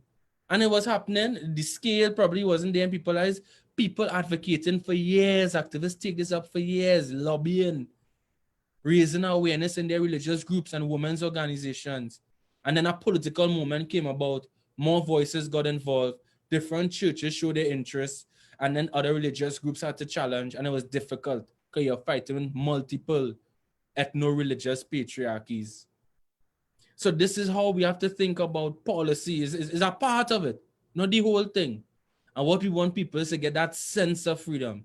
A law, you have a good law telling people don't jump over your wall, and it's a real bandit we're living. Real bandit. So we have to do all the work to make people feel free as well. So yes, the laws to reflect our values, but also the way we interact with each other socially to also reflect it. I'll stay quiet now. And also keeping in mind that we grew up with the laws that we have now, and that has shaped our culture and idea of how things are supposed to be. So if we change law now, people in 20, 30, 40 years are going to have a different idea of what's acceptable and what's not acceptable based on what they know the law to be. We also have two people who want to say something. And Cassie, did you want to turn your mic on and make your comment or ask your question? He's some Trinidad, big up yourself. Hey, good night. So happy to be here. I've really been taking it in and super enjoying everything you all had to say so far. I wanted to touch on the point of intersectionality, right? Or rather ask a question. The group that I have formed, the club that I have formed, we are within the medical faculty, right? So we are medical students, nurses, etc. Within that field, specifically within medicine, it is more so dominated by Indo-Trinidadians, right? So Black people as myself are somehow in a bit of an ethnic minority in that specific context. Then it's also a field that is very heavily patriarchal as well. So you already know when time comes for surgeries and so forth, you have to expect that you will be relegated to go and do the labs while the boys will be able to observe. Just understand, that is one of the first things you are told when you enter medicine as a woman. Just understand this is how it is, and you're gonna probably have to fight to get your space. So I've found that I constantly have to have this struggle in between these different things that are very much. I'm glad I learned the word intersectionality, because that is very much my experience and the experience of many Black women, LGBTQ persons, etc. in the Caribbean, right? So my question is, how can we really make others more aware of this concept in a way that is digestible? And at the same time, how can we begin to, within our own community, the Black community, I'm speaking about specifically, begin to address these complexities and the ways in which our histories of colonialism, and yet still our matrifocal families, which are very much stained heavily with patriarchy, the ways in which they impact us and continue to shape the way that we think, because we aren't very welcoming of certain things within the Black community specifically as well when it comes to the idea of feminism or LGBTQ persons, etc. So that's my question, if it's clear. How can we begin to have those conversations and bring them in a space that's digestible for all then? Well, I see Trini accent, everybody's smiling and things, so I don't big up Nikki's. But I'll let Erin go, because Erin talking about intersectionality a lot more than me, and if anything I may add. Well, it depends on, well, what can we do? What can you do, right? You start with you. And what are the ways that you can be, what are the ways that you can change the environment that you're in to bring these issues into the collective consciousness or into that space, right? For me, as an advocate, I think of all the work that I've done, wearing a tie with dreadlocks, I think has been the most effective form of just being present in a different body, right? Like just being present, obviously a woman in a tie, being present, obviously a woman wearing locks in this manner. And I think that in and of itself has had more of an effect than all of the presentation I give and interview and thing. And so sometimes it's just a matter of sort of showing up, like bringing, like if that thing, if you are the person that feels your society, you know, you're being invisibilized, being visible. If you feel like your family is ignoring this issue, then talk to them about it. If you feel it's an unapproachable issue, like in the space that you're in, you alone can't do it, then some of the strategies we turn to is engaging what they call creatives and content creators, engaging young people or engaging people you know that create social media content, right? That create music videos, that write songs, engaging them. We got this young artist here in the Bahamas named Solo Made. And he's like KB 2.0. KB is this older Bahamian musician. Anytime there's an issue, he writing the songs. We had roadworks that lasted like 17 years. The roads them dig up. You know, government corruption, these jokey leaders. He had a song Hook on Facebook with the advent of social media. And this young guy, Solo Made now, he does the same thing on a smaller scale, but he's actually open to suggestions, right? And he'll make a song in 3 minutes. A police officer, some construction worker put the police officer in a crab hole. Like he was resisting arrest and he held the police officer down till he could get away. Solo Made had a song out about it the next afternoon and everybody heard it, right? Everybody knew about it. And so sometimes the way you do it is subversively and you get a brave creative who isn't afraid to engage the subject matter and do it, but like on your side, right? Like in a positive way.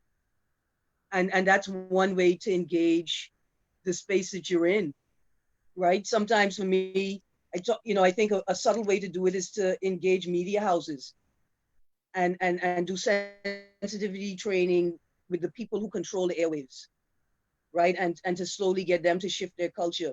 Because if we get them to shift the language that they use, if we get them to shift the thing, you know, the way that they respond to certain things, like if it's a call-in show and they don't cut the guy off before he uses a slur, a sexist slur, right? If the host laughs nervously, then people will laugh nervously. If the host laughs confidently and makes a joke about it, people are gonna pattern that behavior.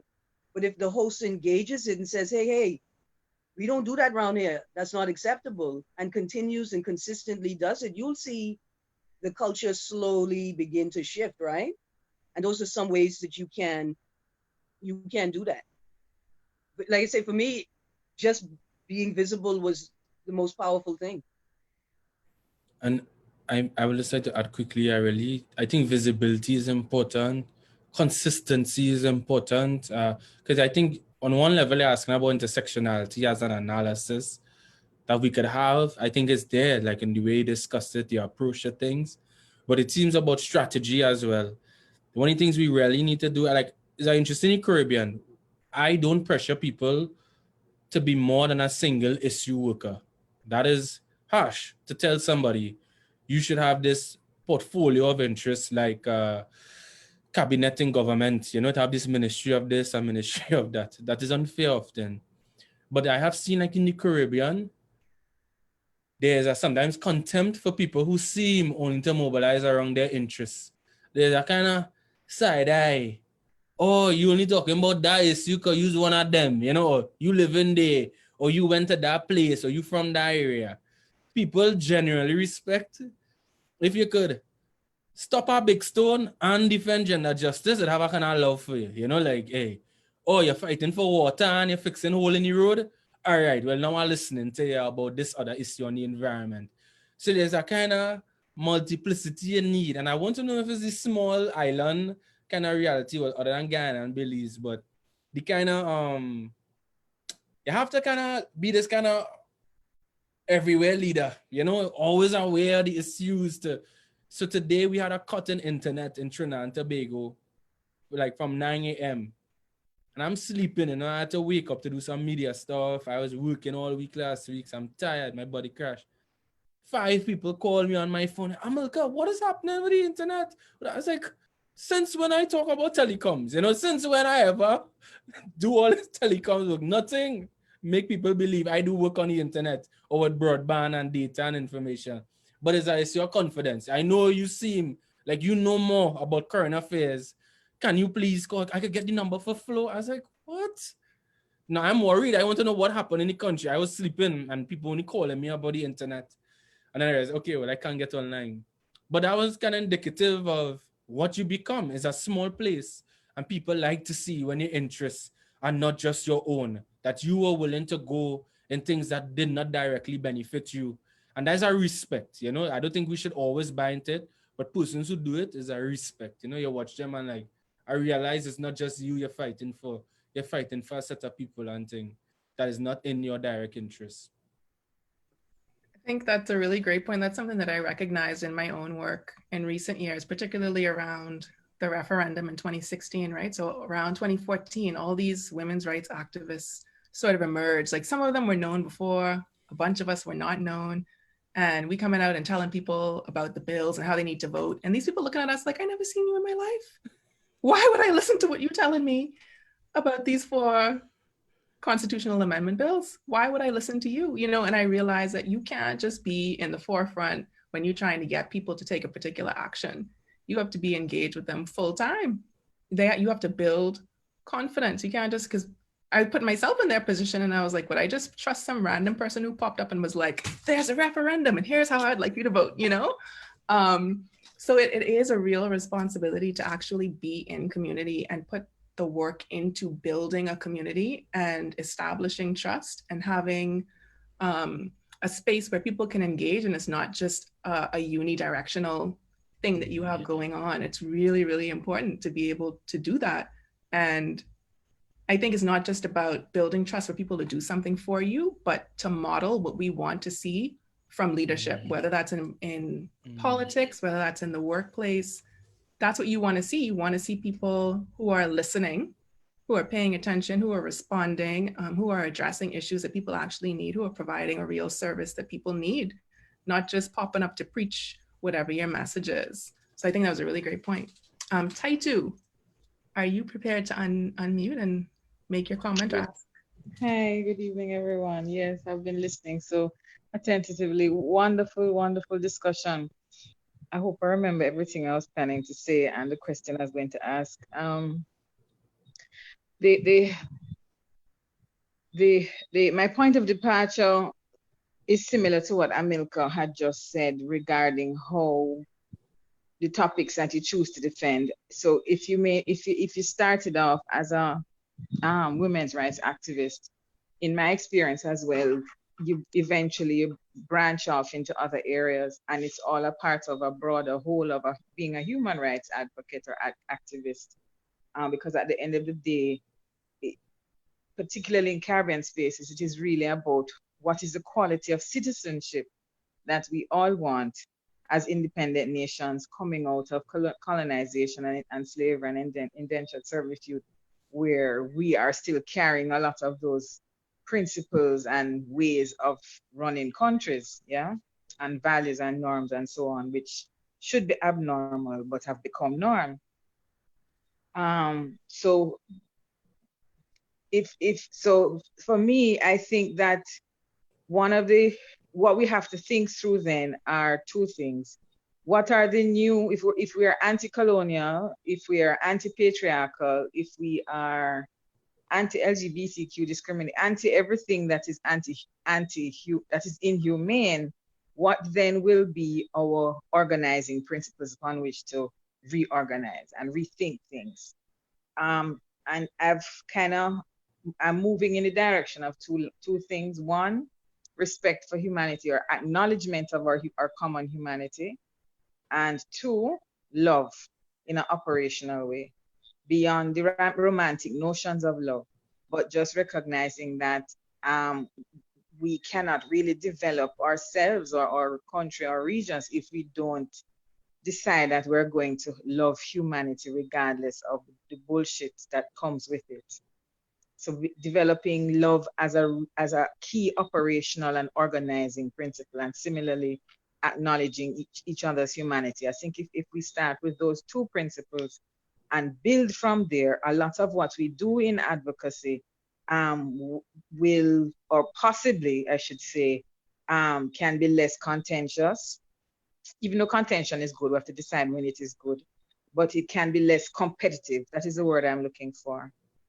Less competitive, and the kind of gender wars that we see sometimes ensue over power, in a sense, within movements, we can cut it to chase if we change the organizing principles.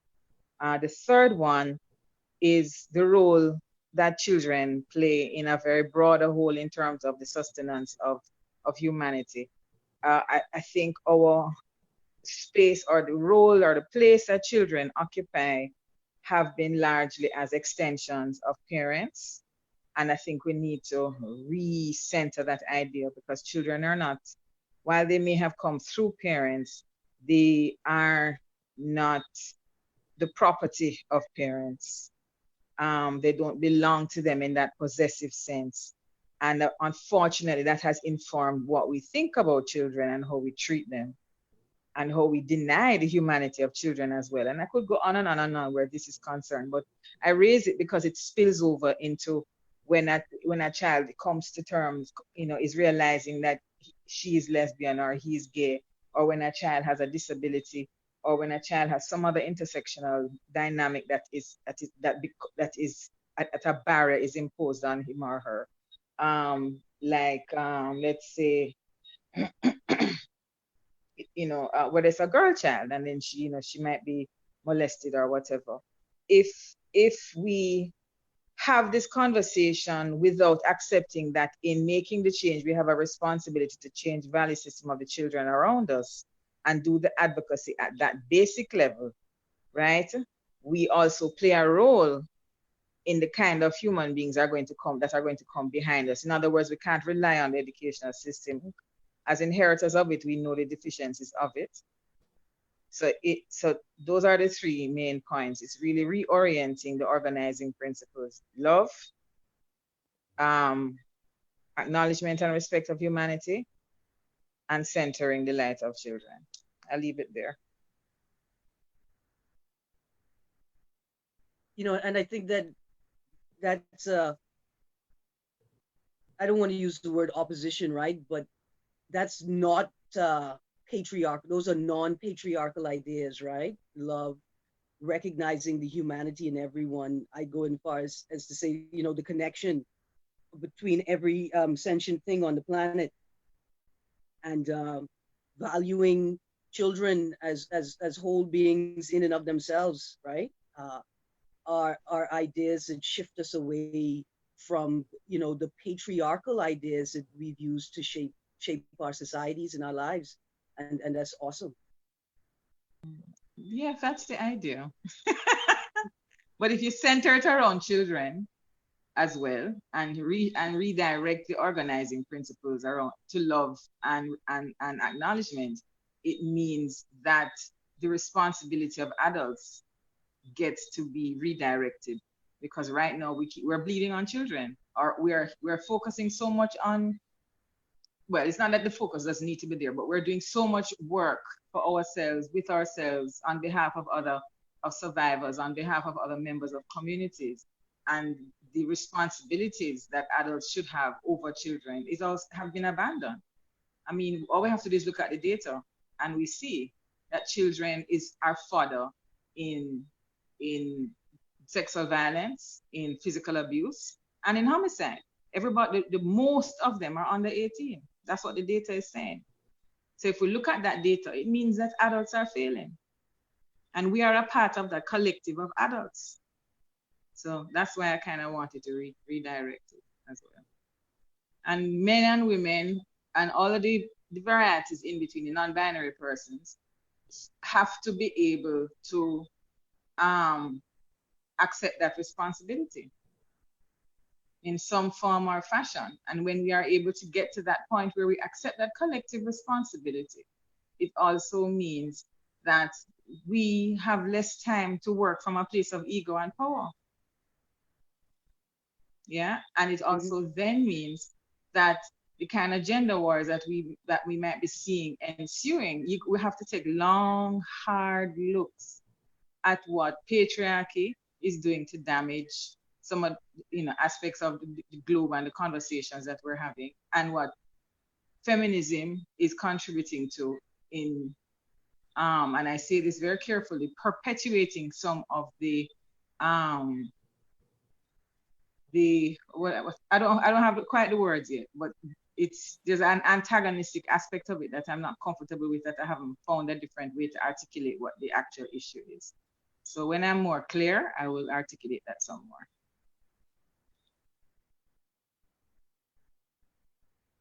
I think that's a great example, I think, for people to also sort of get a sense of the landscape. When you talked about centering children, valuing them, I thought about the laws and the legal culture around paternity and child support and child maintenance, right, in the Bahamas. And even the advocacy culture 10 years ago, 15 years ago, there was this women's rights, and then there was this appearance of the men's rights activists, right? And when men are being oppressed and they can't see their children and this and that, and these women and the court is just for the women, and this is feminists, and nobody, or virtually no one, was talking about the right of the child, right, in this situation. And but then when we began talking about the right of the child, we saw that the issue was far larger than just what the mother is entitled to, or what her rights are, and what the father's rights are. And I mean, they're important things, right? We're talking about the rights to, the right to privacy. We're talking about the right to know, right, and the right to have connection with your child. But nobody was talking about the right of the child to know who their father was, the right of the child to have access to the resources necessary to support them, right? But once we began having that conversation, right, then we really began to have, I think, more productive conversation, because people saw that this is more than a fight between men and women. This is about trying to create balance, right? Lauren, you wanted to make a comment? Yes. So this kind of goes back to what Kenton was saying earlier. So we've passed it a bit, but I still want to just share some thoughts. Earlier in our discussion, Amílcar talked about how, we need to think about who is sitting on certain committees, the kinds of decisions they will make, right, because of their lived experiences, who their policies are going to benefit and exclude, et cetera. And I think that sort of thinking is something that, I want to encourage Kenton to apply to this concern that he has about Christianity and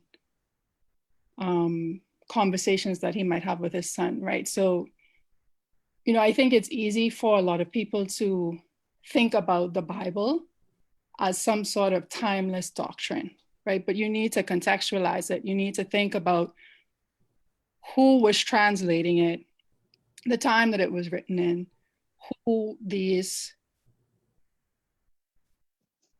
thoughts were meant to exclude and why, right? So you need to be thinking about what your addendums might be, because obviously, right, we know that there's an Old Testament, a New Testament. One testament says an eye for an eye, another says turn the other cheek.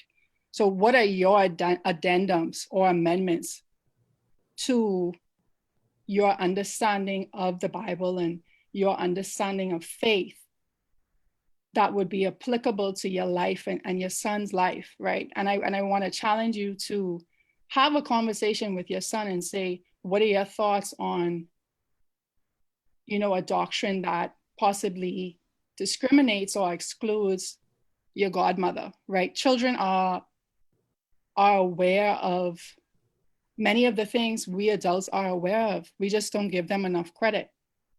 We have to respect that they are living in the same worlds that we're living in. And particularly for small island nations, there's not a lot of space. There's not a lot of space for us to live lives completely separate from theirs. And so we have to recognize that while we may not give them opportunities to speak, that doesn't mean they're not listening. That doesn't mean they're not observing. That doesn't mean that they're not experiencing life, right? And just another quick point, I wanted to say that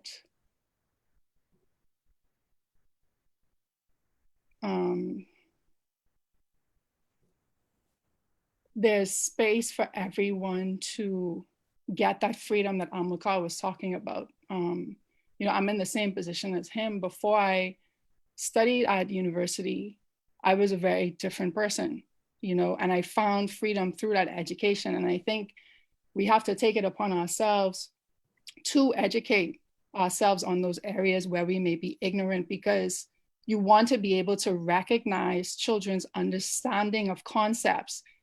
So Amílcar shared that, one of the youth that he was working with said, oh, the only options for me are CEO and construction worker, right? If we educate ourselves to recognize that, okay, what this youth is saying is they know that their options in terms of economic success are so limited, right? They know that their options for taking up space in a patriarchal society are so limited.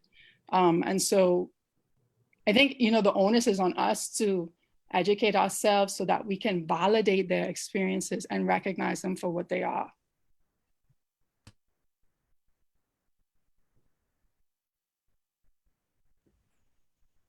Thanks, Lauren. And then Deandra, you wanted to say something too? Yes, I did. Good night, everyone. This has been a very, very lovely conversation. So I just wanted to chime in, particularly about that patriarchy harms all of us. I think that that's something that a lot of people, particularly men, might not realize.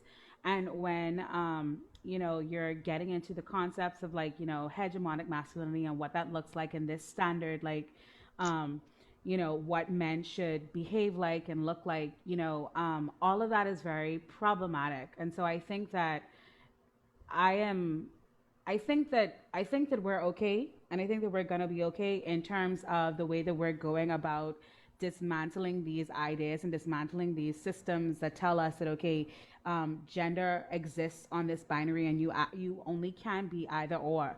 And so I am, working on a project for my senior thesis, where I'm looking at the way that these subordinated masculinities are being represented in art. And particularly, I find that, so I'm looking at this photo exhibition, right, that's been done by Rashad Davis and Alan Jones. And I find that every other time that I show these pictures of these male models, pose in particular ways, or allowing themselves to be portrayed in these very soft, vulnerable, positions, I think that I recognize the outrage or, the discomfort immediately. But I think that the more that people are shown these options or these variations of what masculinity or gender identity could look like, maybe the more comfortable we'll get with the idea of people, kind of coming away from these very rigid structures or these very rigid constructions of what gender identity could be. So that's just what I wanted to chime in on. And thank you for letting me speak. I'll go now. Thank you, Deandra. And that leads into my question to Amílcar and Erin, which was my first question. Can you tell us, what is masculinity right now? What is the Caribbean understanding of masculinity? And is it the same, or what makes it different from toxic masculinity? I mean, I'll go. It's not necessarily that one is the same and so on. It's terms we use. So masculinity refers to the social meanings of manhood and boyhood, what it means to be a man. And when we say Caribbean masculinity, what we're trying to say is that these meanings of manhood and boyhood in the context of this place, this area that we have called the Caribbean, whether that mean when they're playing dominoes, it's not just to play dominoes, it's to pound the table very hard, or to hold a liquor a certain kind of way, or to have a knowledge about certain sports and a rapport with women. But they have some parts, like, you know, I'm in winter in Canada and my shirt unbuttoned all the way down. Like, I could never not take off. I don't know, I don't button my shirt at all. I don't like wearing ties. I think that's part of the, you know, your swagger. So part of our culture, it doesn't just tell us how we dance and how we sing, but also how it is we perform this idea of manliness, perform this idea of what is being a woman as well, and perform in between that. So toxic masculinity is a term that we've used, right? So today we use the big one, hegemonic, and so now we say patriarchal.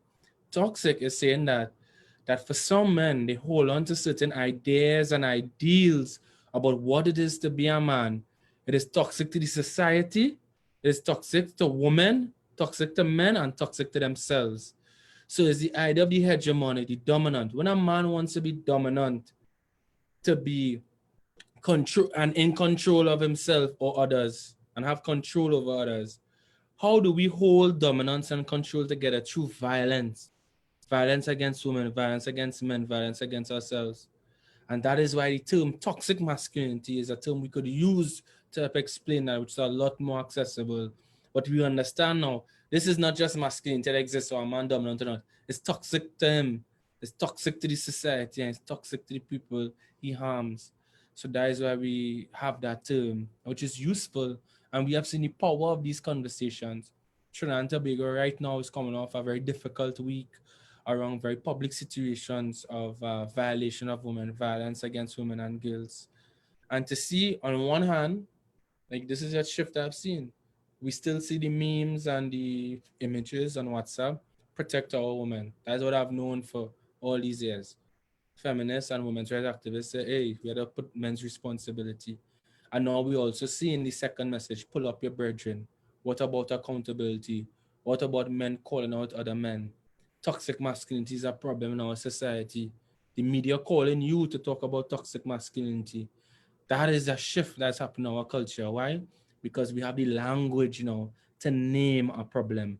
And that is why words are very important for us, you know?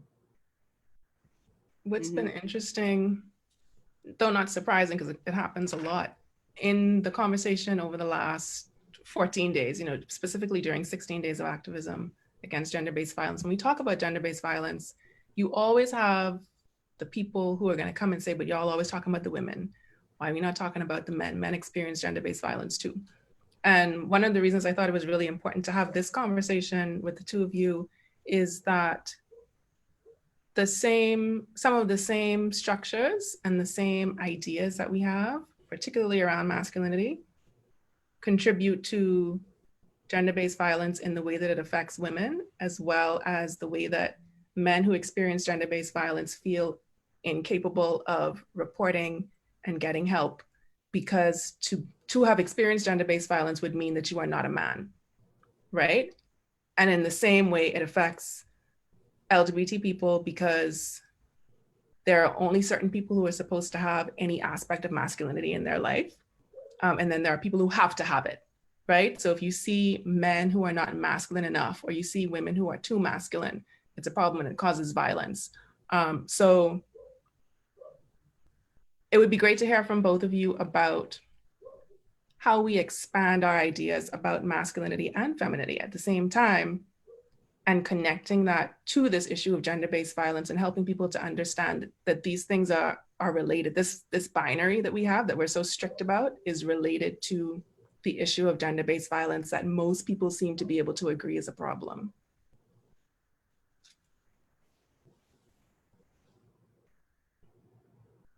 I think you go first, Erin.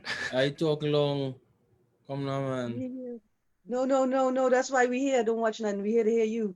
Do this shit up. Go through, and I will. Yeah. I think, well, it's a rough one. I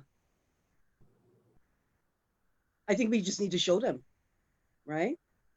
You know, I think we need to show them, you know, that the same way a woman is shamed for, or your skirt was too short, If you wasn't out at that time of night, it wouldn't have happened to you. Is the same way when a man goes to the police station, the police say, hey, you can't be, you couldn't hold her down, you couldn't do nothing. And it's the same way when a queer man goes to the police station to report that they've been sexually assaulted. It's the same way they say, well, if you wasn't acting like a woman, he wouldn't have treated you like a woman, right? Um, and and I think we have to share experiences, right? And I think people, because those resonate with people when they realize that this actually happened to someone that was real, then it starts to resonate with them. Um, when it's just a statistic, like, that ain't no true. Oh, y'all just lying. Y'all feminists just making stuff up. And people say that all the time about violence against LGBTI people, and it's like, but did you just not hear the people on the other radio station playing that song, having a good time? But when you make it real, right? When you make it real, people understand it. And because I grew up in neighborhood. I'm still living in this neighborhood, so I still maintain relationships with people and with men in particular, just because we hung out and played a lot of sports together. And when I started doing this work, a lot of those guys just didn't believe me. You know, they just, you only talking, you're a good storyteller. But then we realized that we had a friend, someone that we grew up with, that was experiencing gender-based violence, right? That was being assaulted regularly by his wife, terrorized. And then the first time we hung out with him, after they found out, these guys, they were really good about it. It wasn't an awkward situation. First of all, they didn't make fun. They didn't tease him. They didn't challenge his manhood. And then it wasn't awkward, right? Like, they weren't petting him. They weren't like, they really practiced a lot of empathy. And I think that that's one way that we do it, is that when we make it real for people, they begin to understand. I agree. And if I could just sorry, go ahead, Erin. if I could just share very quickly, about a year and a half ago, there was this video on social media of a young boy being bullied terribly in his class, and being, chairs thrown on him. And it was in a group where I expected where people typically are anti-gay, and they use a lot of violent anti-gay rhetoric. And 99% of the people in that chat, though, they were soundly defending the young guy. And they were vehemently opposed to bullying this young boy. And, so what if he's gay? You don't have the right to beat him up. Some people were saying, I could see teasing, but this is too far. And so, I think that's a good example that when it becomes real to people, a lot of people do show up, and they spend the energy, and they practice empathy, and they understand, and sympathy, and they understand. Yeah, I do think so. I think those core values, like what we say, love, empathy, like one of the things, Rasta Brethren, he said to me that, always stuck with me. I was on a staircase once and we talking, blah, blah, blah. Undergrad days where you have big ideas, but none of it peer reviewed. So you talk with a little bit more liberty on ideas. I know he said, Amílcar, because you read Marx and you in the university, you are radical. But if you were in the church, you would be compassionate, And it was a real interesting way. The words we put to things is the same work people doing, just different spaces, and how we name it and give it a certain value. It's really empathy, kind of extending your care. The analysis is important to understand the source of the problem, how it's being reproduced, what are the implications sometimes. But there's also a feeling. It's also somebody to say, nah, this is wrong. Or as you say in Trinidad, it's out of timing, like some off it, and that's a part of it. I think one of the first things we do in the conversation with young men in particular, is where I really work, is that there is no real man. That is a message of liberation to young men. It's so much of your life is being a little man or a small man. You were never a boy. You were tested by a standard of manhood when you were old enough to kind of leave your mother. That violence you have in your mind against your single mother, right? Your single parenthood, which is sometimes your mother took up. that you would turn on your mother who took care of you. Of course, she didn't do it perfectly. That's the life of parents. And that desire for a father who's absent, ignoring boys who have fathers are sometimes emotionally absent and see their mother as the source of the problem because they believe their mothers can raise them to be a man. And in the way that we even launch an attack against primary and secondary schools, that they are too feminized, that they have too many women teachers, heads of states doing this. Heads of states are of the view women teachers in schools don't raise boys to be men, and that's why they fail their exams. Arbitrary, not grounded in reality, inaccurate, false, pure patriarchal lies, because it is a myth-making machine. And now we have resources talking about boys in education. Rather than tell them, let we do homework together.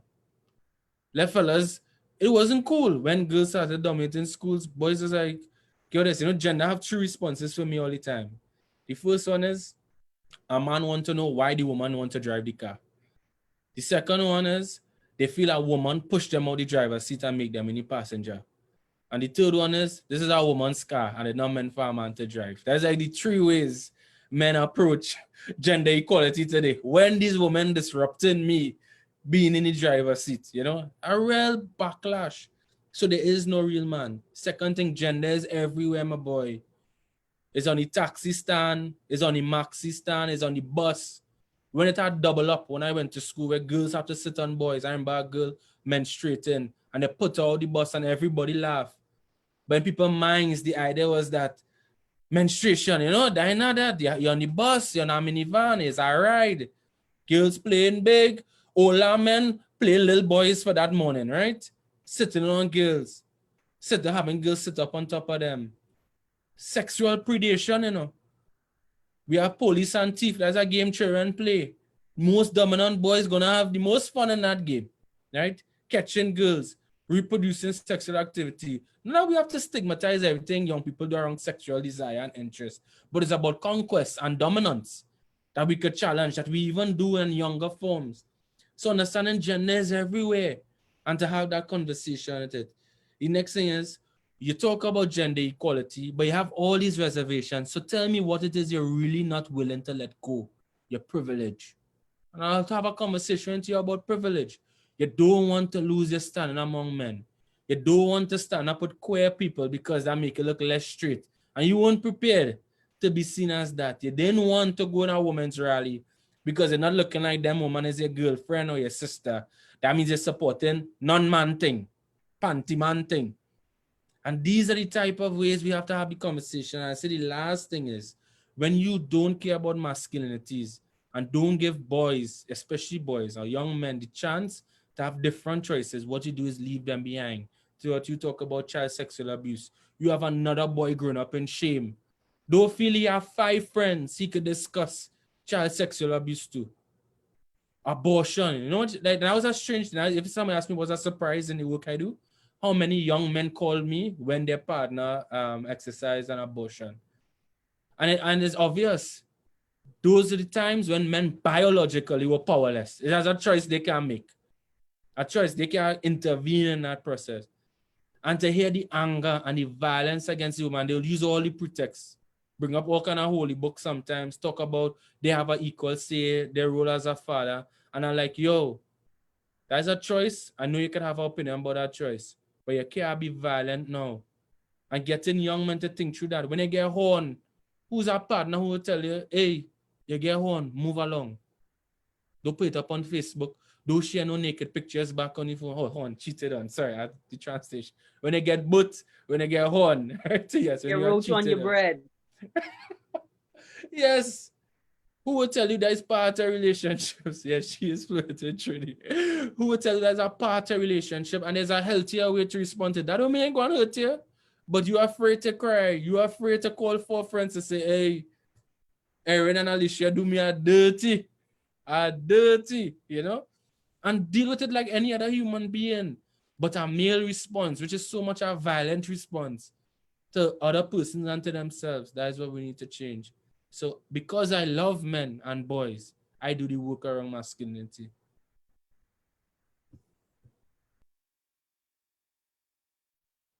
And we're so happy that you're doing that work, right? like we said earlier, there's so much work to do, and all of us are called, but all of us are come to it in different ways, and have the tools to do it in different ways. And that's about shifting toxic masculinity as well out of our spaces, right? Allowing people to come to the space, and bring what they can and how they can. And that's important for men too. It's so important to let men know that you could be the main caregiver. You can come to this relationship with what you have and what you want to give. I know so many men in the Bahamas who want to be the main caregiver.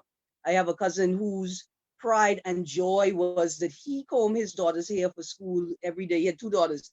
He did it, right? And he was responsible for it, and he does a good job, right? And for him, that was being a man and making sure that when he picked them up after school, there was a pot on, and his friends would tease him, right? Until they saw in him that there was nothing to be teased about, right? Like they just saw that, okay, that eventually, like, this is the type of man I want to be too, and so thank you for doing the work that you're doing, right? I'm not a man. I can't do that work. And while I do identify as gender non-conforming, for me, it's that I feel that the roles around gender, what a woman could do and what a man could do and can be and can't be, are just unrealistic, right? Like I've never thought of myself as trans, or I never thought of gender non-conforming even until I saw the language through sort of advocacy, that strict language. I always just thought that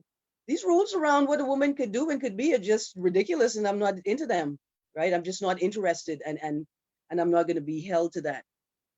And I want to help people to create the world where they can make those sorts of decisions for themselves. And in particular, I think for men, because when they are not comfortable with themselves, like all humans, they, it becomes so problematic for society, for us as a whole. And we are a whole, like I'm a woman, but we're a whole. And even as a woman loving woman, I so desperately need men to be a part of this whole with me, like my boys and my brothers and my uncles and my cousins, and these boys that might be on the radio with, sharing ideas with, and trying to challenge ideas with, is so important. And I think for queer people and queer men as well, it's so important for them to be free, to feel free, to feel comfortable in their own bodies. And a lot of that is, is work that we take on for ourselves, by ourselves. But a lot of it is work that we can do for each other by creating safer spaces. I think, like Latino said, that sometimes we have to be willing to be uncomfortable in a space to ensure that it's a safer space for others. But in that discomfort, we need to be willing to do the work, right? We need to go beyond that.